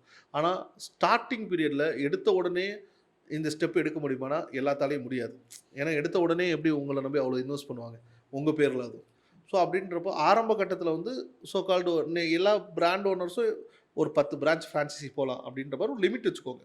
அதுக்கப்புறம் ஓன் பிரான்ச்சஸ் கொண்டு போகணுன்ற மாதிரி பார்த்துக்கோங்க. பட் ஆனால் ஃப்ரான்ச்சைசி கான்செப்டில் வந்து ரெஸ்டாரண்ட்ஸ் வந்து பெரிய லெவலில் சக்ஸஸ் பண்ண முடியுமா அப்படின்னா ரொம்ப எக்ஸ்பீரியன்ஸ் ஆன பிறகு தான் அந்த விஷயத்தை கொண்டு போக முடியும். இப்போ எங்களோட ஃப்ரான்ச்சைசி ஓனர்ஷிப் நாங்கள் போடுறவங்க கூட கரெக்டாக என்னால் ராயல்ட்டியும் கரெக்டாக வாங்க முடியும், அவங்களுக்கான சர்வீஸும் கொடுக்க முடியும், ப்ராஃபிட்டும் மேக் பண்ண முடியும். பட் இந்த டைமுக்கு அப்புறம் வந்து ஓனாக போகிறது தான் பெட்டர் அப்படின்றத நாங்கள் சிந்திக்கிறோம். ஓகே, அது மாதிரி ஒவ்வொருத்தவங்களுக்கும் அந்த டிசிஷன் வந்து மாறும். ஓகே, அண்டு இது என்ன இருந்தாலுமே வந்து franchise is also a mode of scaling தானே சார். இப்போது நான் அந்த மாதிரி வந்து இப்போது ஒரு ஒரு ஷாப் நல்லா ரன் ஆகிட்டுருக்கு, அந்த இடத்துல இருந்து அவராக வாண்டடாக போய் ஒரு ஃப்ரான்ச்சைசி கேட்குறாரு, நான் வந்து உங்கள் ஃப்ரான்ச்சைசி எடுத்து நடத்துகிறேன், உங்கள் ஷாப் நேம் நல்லா இருக்குன்ட்டு. ஸோ இது ஒரு மார்க்கெட்டிங்காக கூட இருக்கலாம். இப்போ வெல் நோன் பிராண்ட், அவங்களுக்கு போட்டு நான் மார்க்கெட்டிங் பண்ண தேவையில்ல, அந்த பிராண்ட் இன்னொருத்துலேருந்து ஆட்டோமேட்டிக்காக மக்கள் வர போகிறாங்க. அப்படின்றப்போ இந்த ஃப்ரான்ச்சைசி கொடுக்குறவங்களும் சரி, ஃப்ரான்ச்சைசி எடுக்கிறவங்களும் சரி, என்ன விஷயத்தை மெயினாக பார்க்கணும் சார்? ஃப்ரான்ச்சைசி கொடுக்குறவங்க வந்து whether he have capacity to run அப்படின்றத பார்க்கணும். அவர் வந்து உங்கள் மேலே ரியலாகவே அந்த கான்ஃபிடென்ட்டோட அவர் எடுப்பார், பிராண்டை கரெக்டாக இது பண்ணுவார். ஏன்னா ஒரு இன்னொரு இடத்துல எடுத்து அங்கே ஸ்பாயில் பண்ணிட்டா உங்கள் பிராண்ட் இங்கேயும் ஸ்பாயில் ஆகும். அந்த வேல்யூவேஷன் சொல்கிறீங்களே, அவர் வந்து ஒரு இடத்துல நல்லாவே இருக்கும்போது அது ஒரு வேல்யூ இருக்கும், இன்னொரு இடத்துல வந்து அது மிஸ் பண்ணிட்டாங்கன்னா அந்த வேல்யூவேஷன் கம்மியாயிடும். அது வந்து அவங்க ரொம்ப முக்கியமாக பார்க்கணும் ஃப்ரான்ச்சைசி பிராண்ட் ஓனர்.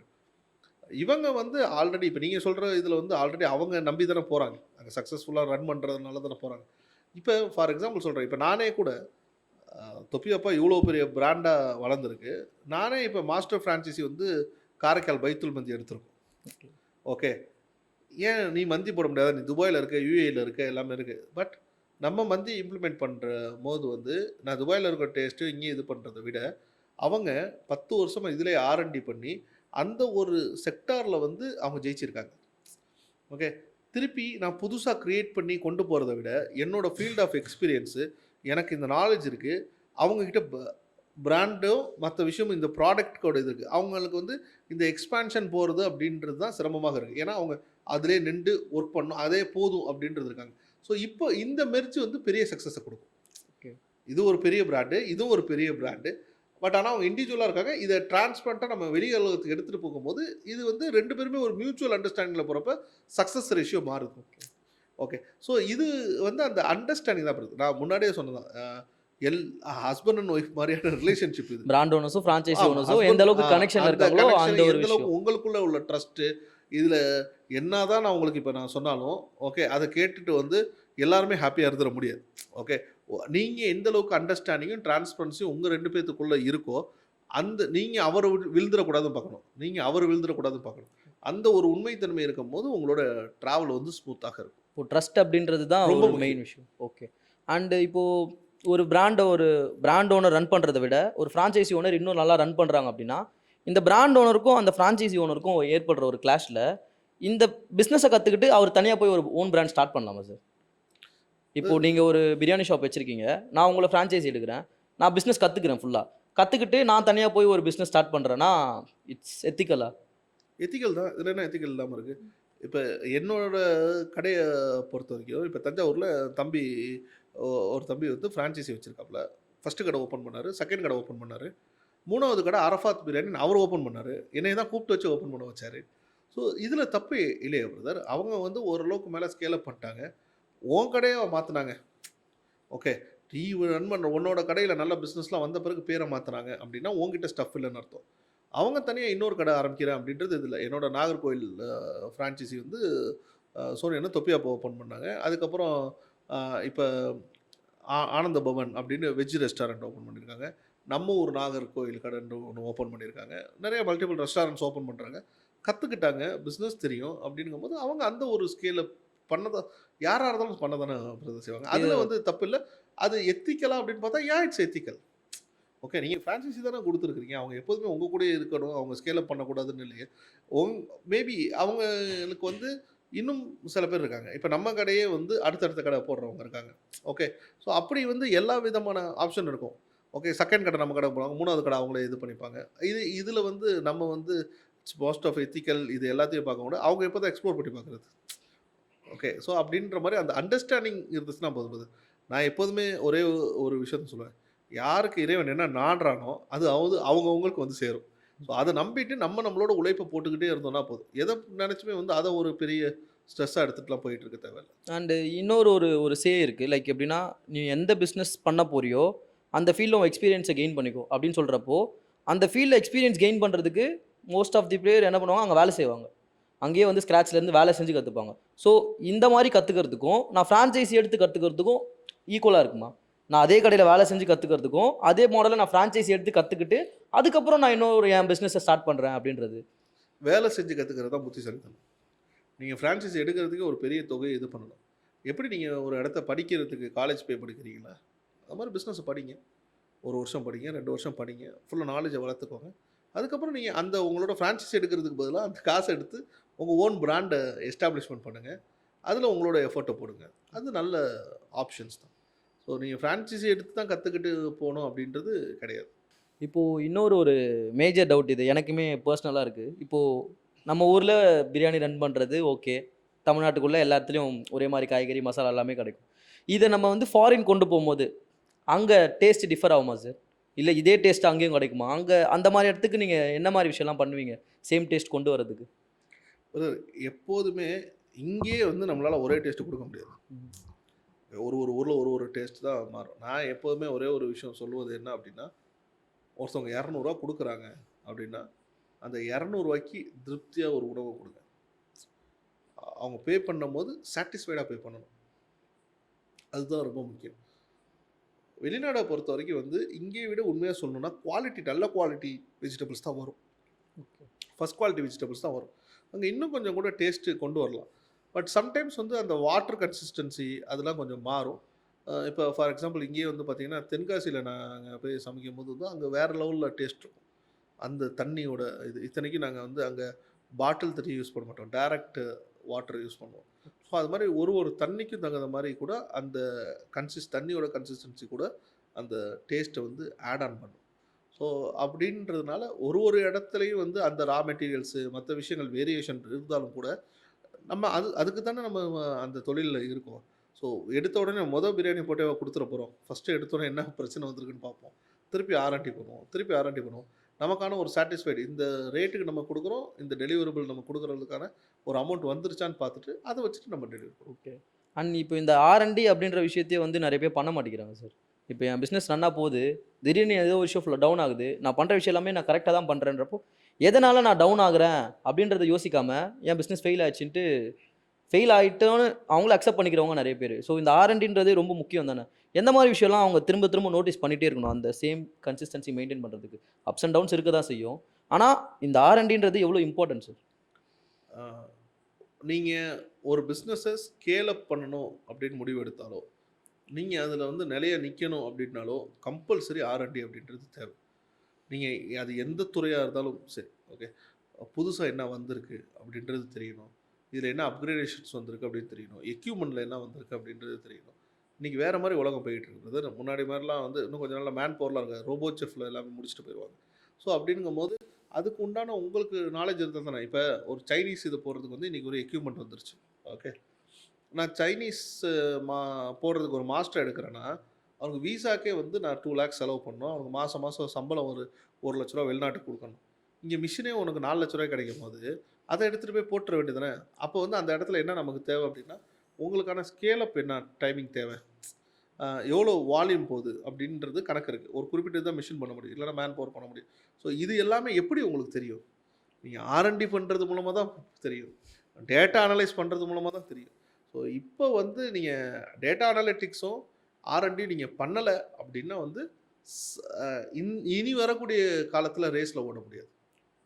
ஸோ அது வந்து இட்ஸ் அ மேண்டேட்ரி ஒன்று. இனிஷியலி நல்லாயிருக்கும், பட் லாங் ரன்னுக்கு அது சரியாக இருக்காது. Okay sir. இப்போது நீங்கள் வந்து ஃப்ரான்ச்சைஸி கம்ப்ளீட்டாக ஸ்டாப் பண்ணிட்டீங்க அப்படின்னு சொல்கிறீங்க. இப்போ நான் வந்து ஒரு பார்ட்னராவோ இல்லை நானும் தொப்பி அப்பா கூட ட்ராவல் பண்ணோம் அப்படின்னா நான் என்ன விஷயத்த பண்ணணும்? இப்போ தொப்பி அப்பாவை பொறுத்த வரைக்கும் வந்து we are giving a CCD debenture certificates கொடுக்குறோம். ஸோ நிறுவனத்திலே இது வந்து நீங்கள் முதலீட்டாளராகவே பங்குதாரராகவே வந்துடுவீங்க. ஓகே, இப்போ 10 lakhs ஒருத்தவங்க இன்வெஸ்ட் பண்ணுறாங்க அப்படிங்கும்போது வந்து அவங்களுக்கு வந்து வித் எங்களோட நிறுவனத்தோட இதிலே வந்து நீங்கள் முதலீட்டாளர்ன்றது வித் கவர்மெண்ட் பாண்ட்லேயே வந்து வந்துடும், ஸ்டாம்ப் டியூட்டி பே பண்ணி. ஸோ அதில் வந்து ரிட்டர்ன்ஸ் அப்படின்றது இப்போ உண்மையாக சொன்னால் பெரிய ரிட்டர்ன்ஸ் நாங்கள் இப்போ பே பண்ணுறோம். நியர்லி 30% கிட்ட ப்ராஃபிட் பே பண்ணுறோம். எவ்ரி மந்த் 10,000 வரும். 5 இயர்ஸில் வந்து எக்ஸிட்டில் வந்து இந்த 10 lakhsன்றது 20 lakhs அப்படின்றத ரிட்டர்ன் பண்ணுறோம். So which is a huge profit. இது ஏன் இந்த பிளான் கொண்டு வந்தோம் அப்படின்னா வந்து, ஒன்று இங்கே இருக்கக்கூடிய எம்ப்ளாய்மெண்ட்டில் இருக்கக்கூடியவங்களுக்குலாம் ஒரு செக்யூரான ஒரு ரிட்டர்ன்ஸ் இருக்கணும் அப்படின்ற ஒரு விஷயம். நாங்கள் எங்களோட விஷன் ஐபிஓவில் நம்ம போகிறதுனால நம்பர் ஆஃப் சப்ஸ்கிரிப்ஷன்ஸ் எங்களுக்கு வரணும் அப்படின்னா நிறைய இன்வெஸ்டர்ஸ் நம்ம கூட சேர்ந்து ட்ராவல் ஆகணும். அப்போனா தான் வந்து நம்ம அந்த இடத்த போய் ரீச் பண்ண முடியும். ஸோ அப்படிங்கும்போது இட்ஸ் அ வின் கான்செப்டில் வந்து நம்ம கொண்டு போகிறதுக்கான கிளியர் ஸ்ட்ரக்சர், கிளியர் ஃபார்முலா வச்சு இந்த கோலை வந்து நாங்கள் திட்டு போய். ஓகே, இப்போது க்ரௌட் ஃபண்டிங்னு நீங்கள் சொல்கிறீங்க. லைக் இவ்வளோ அமௌண்ட் இருந்தால் தான் நான் இன்வெஸ்ட் பண்ண முடியும் தொப்பி வாப்பால அப்படின்னு ஏதாச்சும் அமௌண்ட் இருக்கா? 10 lakhs. 10 lakhs. ஓகே, இப்போ இந்த 10 lakhs நான் இன்வெஸ்ட் பண்ணுறேன் அப்படின்னா இந்த 10 lakhsக்கான ரிட்டர்ன்ஸ் எனக்கு எப்படி சார் இருக்கும்? மாதம் உங்களுக்கு 10,000 வந்துடும். ப்ளஸ் 5 வருஷம் முடிவில் வந்து இந்த 10 லட்ச ரூபான்றது 20 லட்ச ரூபா மெச்சூரிட்டியாகி உங்களுக்கு ரிட்டர்ன் ஆகும். ஓகே, ஸோ என் டெபாசிட் அப்படியே இருக்கும். டெபாசிட் நான் இன்வெஸ்ட் பண்ணுற அமௌண்ட் அப்படியே இருக்கும். அதுலேருந்து எனக்கு ஒரு மந்த்லி கேஷ் ஃப்ளோவும் இருக்கும். லாங் டேர்ம்க்கு அப்புறம் எனக்கு ஒரு செட்டில்மெண்ட்டாகவும் இருக்கும். அந்த செட்டில்மெண்ட்டு 2x கிடைக்கும். இன்வெஸ்ட்மெண்ட் அமௌண்ட் வந்து கேபிட்டல் அமௌண்ட் இன்வெஸ்ட் பண்ணது மட்டும் இல்லாமல் 2x ரிட்டர்ன் கிடைக்கும். ஓகே, 10 lakhs போட்டு 20 lakhs. இதை நீங்கள் பிஸ்னஸ் ஸ்கேலிங்காக யூஸ் பண்ணுறது. இதுதான் வந்து இப்போ நம்ம பிஸ்னஸ் ஸ்கேலிங்காக நம்ம பண்ணுறோம். ஓகே, ஸோ இதில் என்னென்னா 5 இயர்ஸ், நெக்ஸ்ட் 5 இயர்ஸ் வந்து நம்ம ரன் பண்ணுவோம். ஸோ 5 இயர்ஸ்க்கு அப்புறம் வந்து எப்படி அந்த 20 lakhs தரோம் அப்படின்னா வந்து we plan for some VC. So they are taking our shares. So அப்படிங்கும்போது அந்த இதில் வேல்யூவேஷனில் வந்து அவங்களுக்கு ரிட்டர்ன் நாங்கள் கொடுத்துருவோம். சரி, இப்போ வந்து பார்த்தீங்கன்னா எந்த ஒரு விஷயமா இருந்தாலுமே சரி, பொருளை போட்டு கஸ்டமர்ஸை வர வைக்கணும்னு நினைக்கிறவங்க வந்து மார்க்கெட்டிங் அப்படின்ற ஒரு விஷயத்தையே மறந்துடுறாங்க. மார்க்கெட்டிங் இப்போது நான் ஒரு கடை வச்சுருக்கேன் அப்படின்னா நான் கதவை திறந்து 4 பேர் காமிச்சா தான் அந்த கடை இருக்கிறதுனே தெரியும். அப்படி காமிக்காமையே நான் இவ்வளோ வச்சுருக்கேன் எனக்கு சேல்ஸ் ஆகலன்னு புலம்புறவங்க இருக்காங்க. மார்க்கெட்டிங் எவ்வளோ இம்பார்ட்டன்ட் சார்? எந்த பிஸ்னஸாக இருந்தாலும் சரி மார்க்கெட்டிங் யாரும் பண்ணவே மாட்டேங்கிறாங்க. இப்போ என்கிட்டயே வந்து சில கிளைண்ட்ஸ் கேட்குறப்போ மார்க்கெட்டிங்க்கு நீங்கள் இவ்வளோ ஸ்பெண்ட் பண்ண வேண்டியது இருக்கும் அப்படின்னா மார்க்கெட்டிங் ஏன் நான் அவ்வளோ ஸ்பெண்ட் பண்ணணும்? இப்போ ஒரு ஆப்பிள் வெட்டுறேன்னா ஒரு ஸ்லைஸில் பாதி கூட நான் மார்க்கெட்டிங் ஸ்பெண்ட் பண்ணலன்னா நான் எப்படி அதை இது பண்ணுவேன்? இன்னைக்கு தொப்பி அப்பான்ற ஒரு நிறுவனம் இன்னைக்கு இத்தனை மக்களுக்கு தெரியுது அப்படின்னா என்கிட்ட நீங்கள் உங்கள் வின்னிங் ஃபார்முலா என்னன்னு கேட்டிங்கன்னா ஒரே வார்த்தையில் பதில் சொல்லுவேன், இட்ஸ் அ மார்க்கெட்டிங். டெஃபினட்டாக மார்க்கெட்டிங் அப்படின்றது இன்னைக்கு நம்ம செய்யலை அப்படின்றா நம்ம இந்த ரேஸில் இல்லைன்னு அப்படின்னு அர்த்தம். ஓகே, நிறைய பேர் சிந்திக்கவே மாட்டேங்கிறாங்க. இன்றைக்கி போத்தீஸ் எடுத்துப்போமே, போத்தீஸோட ஓனர் நினச்சா கூட அவருக்கு வரக்கூடிய காசை வந்து எண்ணிட முடியுமா ஒரு நாளைக்கு உட்காந்து? அங்கே இருக்கக்கூடிய வியாபாரமாக இருக்கட்டும், இது மாதிரி பல நிறுவனங்கள் இருக்குது. எக்ஸாம்பிளுக்கு நம்ம ஊர் நிறுவனன்றதுனால நான் சொன்னேன்னு வச்சுக்கோங்களேன். இன்றைக்கி எங்கள் ஊர் எடுத்துக்கோங்க. இப்போ சாரதாஸுக்கும் இதே கான்செப்ட் தான். ஓகே. ஆனால் முதல் பக்கத்தில் டெய்லி விளம்பரம் பண்ணுறாங்க பேப்பரில். ஏன் விளம்பரம் பண்ணுறோம்? அதான் வியாபாரம் நடந்துக்கிட்டு இருக்குல்ல அப்படின்ட்டு. அப்படி இல்லை. அவங்களே அப்டேஷன்ஸ் வந்து என்ன பண்ணலாம் அடுத்ததுன்றதை இது பண்ணுறாங்க. ஸோ மார்க்கெட்டிங் பட்ஜெட் அப்படின்றது ரொம்ப ரொம்ப ரொம்ப முக்கியம். ஓகே. உங்களுடைய நிறைய பேர் நினைக்கிறாங்க இதுக்கெல்லாம் பட்ஜெட் வர வச்சு பண்ணணுமா அப்படின்னு இருக்காங்க. நீங்கள் அது இப்போ ஆன்லைன் காமர்ஸ் போன்ற இதில் உங்களோட ப்ராஃபிட் பர்சன்டேஜை பொறுத்தோம். காமர்ஸ் போன்ற இதில் நீங்கள் பண்ணணும் அப்படின்னா கிட்டத்தட்ட உங்களோட ரெவன்யூவில் 30% நீங்கள் ஸ்பெண்ட் பண்ணணும். ஓகே. மினிமம் நீங்கள் ஸ்பெண்ட் பண்ணணுன்னா 10% ஸ்பெண்ட் பண்ணணும். நீங்கள் 10% கூட ஸ்பெண்ட் பண்ணலன்னா நீங்கள் கொஞ்சம் நாளில் அந்த பிஸ்னஸ் அப்படின்றத உங்களுக்கு டவுன் ஆகிட்டே இருக்கும். உங்களுடைய வருமானம் 1 லட்ச ரூபா நெட் ப்ராஃபிட் வருது அப்படின்ற பட்சத்தில் இந்த 10,000 எடுத்து இந்த மாதம் என்ன செலவு பண்ண போகிறேன், என் நிறுவனத்தோட மார்க்கெட்டிங்கு நீங்கள் எடுத்து வச்சே ஆகணும். இதெல்லாம் வந்து நான் ரொம்ப லாங் ரனுக்கு அப்புறம் சொல்கிறேன். இனிஷியல் ஸ்டேஜ்லலாம் வந்து நான்லாம் வந்து 1 லட்ச ரூபா இது பண்ணும்போது 1 லட்ச ரூபாய் மார்க்கெட்டிங்கில் போடுவோம். அப்படி தான் இங்கே கொண்டு வந்தோம். ஓகே. இது இல்லாமல் ஃபண்ட் ரைஸ் பண்ணி மார்க்கெட் பண்ணுவோம். ஓகே. அப்படிப்பட்ட இதுதான் வந்து நீங்கள் ஸ்கேலை பெருசாக பண்ண முடியும். அந்தளவுக்கு ரேஞ்ச் நீங்கள் கொண்டு போக முடியுமே தவிர இனிஷியல் ஸ்டேஜை வந்து யார் ஒருத்தவங்க வந்து மார்க்கெட்டிங்கை வந்து எக்ஸ்பென்ஸாக நினைக்கிறாங்களோ அவங்க பிஸ்னஸ்க்கு வந்து ஃபிட் அவுட் ஆகிறது ரொம்ப கஷ்டம் இப்போ இருக்கக்கூடிய ட்ரெண்டில். ஓகே. நிறைய பேர்த்துக்கு ஒரு ஆளுக்கு ஒரு வின்னிங் ஃபார்முலா வருது. ஓகே.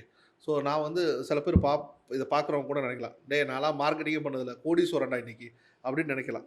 அன்னைக்கு இருந்த காலகட்டம் இன்னைக்கு இல்லை அப்படின்றத தான் நான் சொல்ல வரேன். அவங்களாம் ஜெயித்தவர்கள், முன்னாடியே ஜெயிச்சு மக்கள் மனசில் ஆல்ரெடி ஃபிக்ஸ் ஆகிருப்பாங்க, இதுதான் இடம் அப்படின்றது. இப்போ நீங்கள் ரேஸில் ஓடணும் அப்படிங்கும்போது அந்த மார்க்கெட்டிங் அப்படின்றது மிக முக்கியமான தேவையில் ஒன்றாக தான் இருக்குது. அது கட்டாயம் பண்ணால் மட்டும்தான் நம்ம சர்வைவல் ஆக முடியும். கண்டிப்பாக டெஃபினட்டாக இப்போது ஒரு பிஸ்னஸ் ரன் ஆகணுனாலும் சரி, நல்லா ரன் ஆகிட்டு இருக்குனாலும் சரி, அந்த ஸ்பெண்ட் பண்ணுற மார்க்கெட்டிங் பட்ஜெட்டை கன்சிஸ்டண்ட்டாக ஸ்பெண்ட் பண்ணிகிட்டே இருந்தால் தானே லாங் ரன் கரெக்டாக இருக்கும். எக்ஸாக்ட்லி. கண்டிப்பாக. ஓகே. இப்போது ஒரு பிரியாணி கடன் இல்லாமல் எந்த ஒரு பிஸ்னஸாக இருந்தாலுமே சரி, எம்ப்ளாயீஸ் நம்மக்கிட்ட வேலை செய்வாங்க. அந்த எம்ப்ளாயீஸ் வந்து நல்லா நம்மக்கிட்ட ஒரு விஷயத்த நம்மக்கிட்டே ஒரு விஷயத்த கற்றுக்கிட்டு அது நாளை பின்ன நமக்கே ஒரு துரோகமாக பண்ணுவாங்க. ஸோ அப்படி யாராச்சும் உங்களுக்கு இருந்திருக்காங்களா? எம்ப்ளாயீஸ் வந்து உங்ககிட்டே எல்லாத்தையுமே பண்ணி நீங்களே வளர்த்து விட்டவங்க உங்களுக்கு அகெயின்ஸ்டாக நின்று இருக்காங்களா? அண்ட் அவங்கள நீங்கள் எப்படி பார்த்தீங்க? 2 விதமான மைண்ட் செட் எல்லா பிஸ்னஸ் ஓனர்கிட்டே இருக்கணும் பிரதர். ஒன்று, இப்போ என்கிட்ட ஒரு டீம் மெம்பர் இருக்கான். அவனுக்கு வந்து நான் ஒரு 50,000 ஸ்கேல் பே பண்ணிக்கிட்டு இருக்கேன். அவன் ரொம்ப நம்மக்கிட்ட எல்லா எஃபர்ட்டையும் கற்றுக்கிட்டான். பட் அவனுக்கு உண்டான ஆப்பர்ச்சுனிட்டி வந்து இன்றைக்கி 1 lakh கிட்ட அவன் ஏர்ன் பண்ணுறதுக்கான பொட்டன்ஷியல் ஆகிட்டான். அவனுக்கான காலிங்கும் இருக்குது. அப்போ நம்ம நிறுவனம் அவனுக்கு 1 லட்ச ரூபா கொடுக்கறதுக்கு தகுதியாக இருக்கான்னு பார்க்கணும். அப்படி இல்லை அப்படின்னா அவனை கை கொடுத்து கை குலுக்கி வாழ்த்துக்கள் சொல்லி அனுப்புறது தான் ஒரு உண்மையான பிஸ்னஸ் ஓனர்ஸோட மைண்ட் செட்டாக இருக்கணும். அப்படி செய்யும் போது தான் உங்கள் நிறுவனம் இன்னும் மெல்மேலும் வளரும். இப்படி பல பேர் போய் அவங்களோட சப்போர்ட்டோடு வளரும். நம்ம அந்த கேப்பபிள், இப்போ நீங்கள் வந்து அந்த கேப்பபிளுக்கு வந்துட்டீங்க, 1 லட்ச ரூபா கிட்ட உங்களாலே பே பண்ண முடியும்னா அப்போ அவனுக்கே அந்த ஆஃபர் பண்ணலாம். வெளியில் போகிறதுக்கு நானே தரேன் தம்பி, என் கூட இருங்க அப்படின்ற மாதிரி சொல்லலாம். ஸோ இந்த மைண்ட் செட் அப்படின்றது ரொம்ப முக்கியம். இப்படி செய்யலாம். ஆனால் சில பேர் இருப்பாங்க, நீங்கள் என்ன தான் செஞ்சாலும் உங்கள் கூடயே இருந்துக்கிட்டு திட்டம் போட்டு துரோகங்கள் செய்கிறது இருப்பாங்க. இது வந்து இந்த தொழில் செய்கிறவங்களுக்கு நடக்கக்கூடிய ஒரு சாபக்கேடான ஒரு விஷயம் தான் வச்சுக்கோங்களேன். ஸோ நீங்களே உருவாக்கி விடுவீங்க, உங்கள் அடையாளத்திலே வளருவாங்க, உங்கள் கூடயே இருப்பாங்க. ஓகே. நீங்கள் தான் எல்லாம்னு சொல்லுவாங்க. ஓகே. நீங்கள் எல்லாமே ஸ்கேல் அப் பண்ணி வரும்போது உங்ககிட்ட இருக்கக்கூடிய ரிசோர்ஸ் இருக்குல்ல, உங்களுடைய இன்வெஸ்டர்ஸே திருடிக்கிறது, ஓகே, அது மாதிரியான சர்க்கிள் நடக்கிறது, இதெல்லாம் வந்து ரொம்ப இயல்பாக நடக்கும். ஓகே. அப்படி நடக்கக்கூடியவர்களை கூட என்னையை பொறுத்த வரைக்கும் வாழ்த்து சொல்லி அனுப்புறது தான் இது. ஏன்னா இங்கே இருக்க பொறுத்த வரைக்கும் நான் ரொம்ப ஆத்மார்த்தமாக ஒரு விஷயம் நம்புவேன். என்ன அப்படின்னா, உண்மையிலே அந்த மாதிரி இருந்திருக்காங்களா சார் உங்ககிட்ட? அதெல்லாம் நிறைய இருந்து இது உலகம் அறிஞ்சே இருந்திருக்காங்கன்னு வச்சுக்கோங்களேன். ஸோ துரோகிகள், உண்மையை துரோகம் பண்ணுறவங்க அவன் மனசுக்கு தெரியும்ல. யாருக்கு வேணாலும் இப்போ எனக்கு என் மனசுக்கு நான் எப்படி இருந்தேன்னு தெரியும், அந்த துரோகிக்கு அவன் எப்படி இருந்தான் அப்படின்றதும் தெரியும்ல. அப்படி இருக்கக்கூடியவர்களுக்கு வந்து இறைவனோ இயற்கையோ கர்மாவோ வந்து அவர்களுக்கு அவரவர்களுக்கான பாடங்களை கற்பிக்கும். யார் யார் எப்படி இருக்காங்களோ, யார் யார் எப்படி செயல்படுறாங்களோ அவர்களுக்கான பாடத்தை அதுவே இயற்கையை கற்பிக்கும் அப்படின்றது தான் என்னுடைய ஆத்மார்த்தமான நம்பிக்கை. நம்மளை பொறுத்த வரைக்கும் எல்லாரும் நல்லா இருக்கட்டும். அல்ஹம்துலில்லாஹ். கண்டிப்பாக கண்டிப்பாக ரொம்பவே நல்ல ஒரு விஷயம் நீங்கள் பதிவு பண்ணது. உங்கள் சக்ஸஸ்க்கு டீம் ஒர்க் தான் ரீசன் அப்படின்னு ஒரு வேர்டில் நீங்கள் சிம்பிளாக சொன்னீங்க. இப்போ இந்த டீம் மேனேஜ்மெண்ட் பண்ணுறது அப்படின்றது ஒரு பிஸ்னஸ் உனக்கு எவ்வளோ இம்பார்ட்டன்ட்? இப்போது தொப்பி வாப்பா பிரியாணி எடுத்துக்கிட்டிங்கன்னா கூட உங்களுக்கு ஃப்ரண்ட் எண்டில் வந்து ஷெஃப்ஸ் இருப்பாங்க, ஃபுட் சர்வ் பண்ணுறவங்க இருப்பாங்க, பில்லிங் கவுண்டரில் இருக்கவங்க இருப்பாங்க, அதை க்ளீன் பண்ணுறவங்களா இருப்பாங்க. அதே பேக் எண்ட் போனால் ஆப்ரேஷன் டீம் மேனேஜ் பண்ணுறவங்க, பிஸ்னஸ்க்கு இன்வெஸ்டர்ஸ் இருக்கவங்க, அது ஃபினான்ஸ் டீம் இருப்பாங்க, மார்க்கெட்டிங் டீம் இருப்பாங்க. இந்த டீம்ஸ்லாம் எப்படி சார் மேனேஜ் பண்ணுறீங்க? அம், நம்ம வந்து மிக முக்கியமாக வந்து right time, right place, right person அப்படின்றது ரொம்ப முக்கியம். இங்கே வந்து பார்த்தீங்க அப்படின்னா நம்மக்கிட்ட இருக்கக்கூடிய எம்ப்ளாயீஸில் வந்து நல்ல மனிதர்களும் இருப்பாங்க, திறமைசாலிகளும் இருப்பாங்க. யார் நல்ல மனிதர்? அவர் வந்து நேர்மையா கேஷியரில் கல்லால் வியாபாரம் போட்டால் காசு எடுத்து போட்டுருவார். ரொம்ப உண்மையாக இருப்பார். ஒரு ரூபா கூட திருட மாட்டார். ரொம்ப நேர்மையாக இருப்பார். ஆனால் அவரால் ஒரு ரூபா கூட கிராஸ் செல்லிங் பண்ண தெரியாது. நீங்கள் பிரியாணி கேட்டிங்கன்னா பிரியாணிக்கு பில்லை போட்டு கொடுத்துருவார். இப்படி ஒரு மக்கள் இருப்பாங்க. இன்னொரு மக்கள் இருப்பாங்க. என்ன அப்படின்னா, நீங்கள் வெறும் பிரியாணி வாங்க வருவீங்க. உங்ககிட்ட கிராஸ் செல் பண்ணி சூப்லேருந்து, டெசர்ட்லேருந்து, ஸ்டார்ட்டர்ஸ்லேருந்து எல்லாத்தையும் அவங்க விற்பாங்க. ஓகே, ரூ. 200 பில்ல ரூ. 1000 வரைக்கும் கூட கொண்டு வருவாங்க. நல்ல திறமைசாலிகள்லாம் இருப்பாங்க. ஆனால் நிறைய இடங்கள்ல அந்த திறமைசாலிகள் வந்து நல்லவர்களாக இருக்கிறதில்ல. ஒரு காலகட்டத்தில மாறக்கூடிய சிச்சுவேஷன்ஸில் இருக்குது. ஸோ ஒரு நிறுவனம் நல்லபடியா நடக்கணும் அப்படின்னா, உங்களுக்கு நல்ல மனிதர்களும் தேவை, திறமைசாலிகளும் தேவை. குட் அண்ட் ரைட் பெர்சன் 2 பேருமே உங்களுக்கு ஈக்குவலா தேவை. அது உடனடியாக உங்களுக்கு கிடைக்காது. ஸோ ஹையரிங், ஃபயரிங் அந்த ப்ராசஸை வந்து நீங்க ரொம்ப நல்லா கொண்டு போய்க்கிடணும். அதே மாரி எப்போதுமே நீங்க உங்கள சுத்தி இருக்கக்கூடிய டீம வந்து நீங்க எப்படி பில்ட் பண்ண போறீங்க? நீங்க எதுல ஸ்ட்ராங் அப்படின்றத நீங்க அனலைஸ் பண்ணிக்கணும். சில பேர் எக்ஸ்பர்டைஸ் டீமா வச்சுப்பாங்க. ஓகே. சில பேர் யங் டீமா வச்சுப்பாங்க. நான் வந்து யங் டீமா தான் வச்சிருப்பேன் என்னைய சுத்தி. ஓகே. ஸோ அது வந்து உங்களுடைய கெப்பாசிட்டி ஆஸ் அ ஃபவுண்டரா நீங்க அப்சர்வ் பண்ணணும். நான் எதுல எனக்கு யார் கூட டிராவல் ஆகுறது வந்து ஷூட் ஆகும். ஓகே. எவ்வளோ பொறுமை உங்களுக்கு இருக்கு. பிள்ளைகளுக்கு சொல்லி தர லெவலுக்கு உங்களுக்கு மெச்சூரிட்டி இருந்துச்சுன்னா, அது மாதிரியான டீம் இது பண்ணலாம். இன்னொன்னு கம்பல்சரி நீங்க வந்து ரெஸ்பான்சிபிலிட்டிஸ் வைஸ் டீம் இருக்கணும் உங்ககிட்ட. அதாவது ஒரு நிறுவனம் அப்படின்னா அக்கவுண்ட்ஸ், ஹெச்ஆர், மார்க்கெட்டிங், இப்போ டிசைனிங் அது மார்க்கெட்டிங் உள்ளதான் வருதுன்னு வச்சுக்கோங்களேன். வேற என்ன நம்ம கிட்ட டீம் இருக்காங்க, ப்ரொடக்ஷன்ஸு. ஸோ இப்படி எல்லா விதமான டிபார்ட்மெண்ட்ஸுமே வந்து தனித்தனியாக இருக்கும். ஃபஸ்ட்டு எடுத்தோடனே ஒரு ஃபவுண்டர் இருக்கும்போது இது எல்லா டிபார்ட்மெண்ட்டும் அவரே பார்த்துக்கிட்டு இருப்பார்.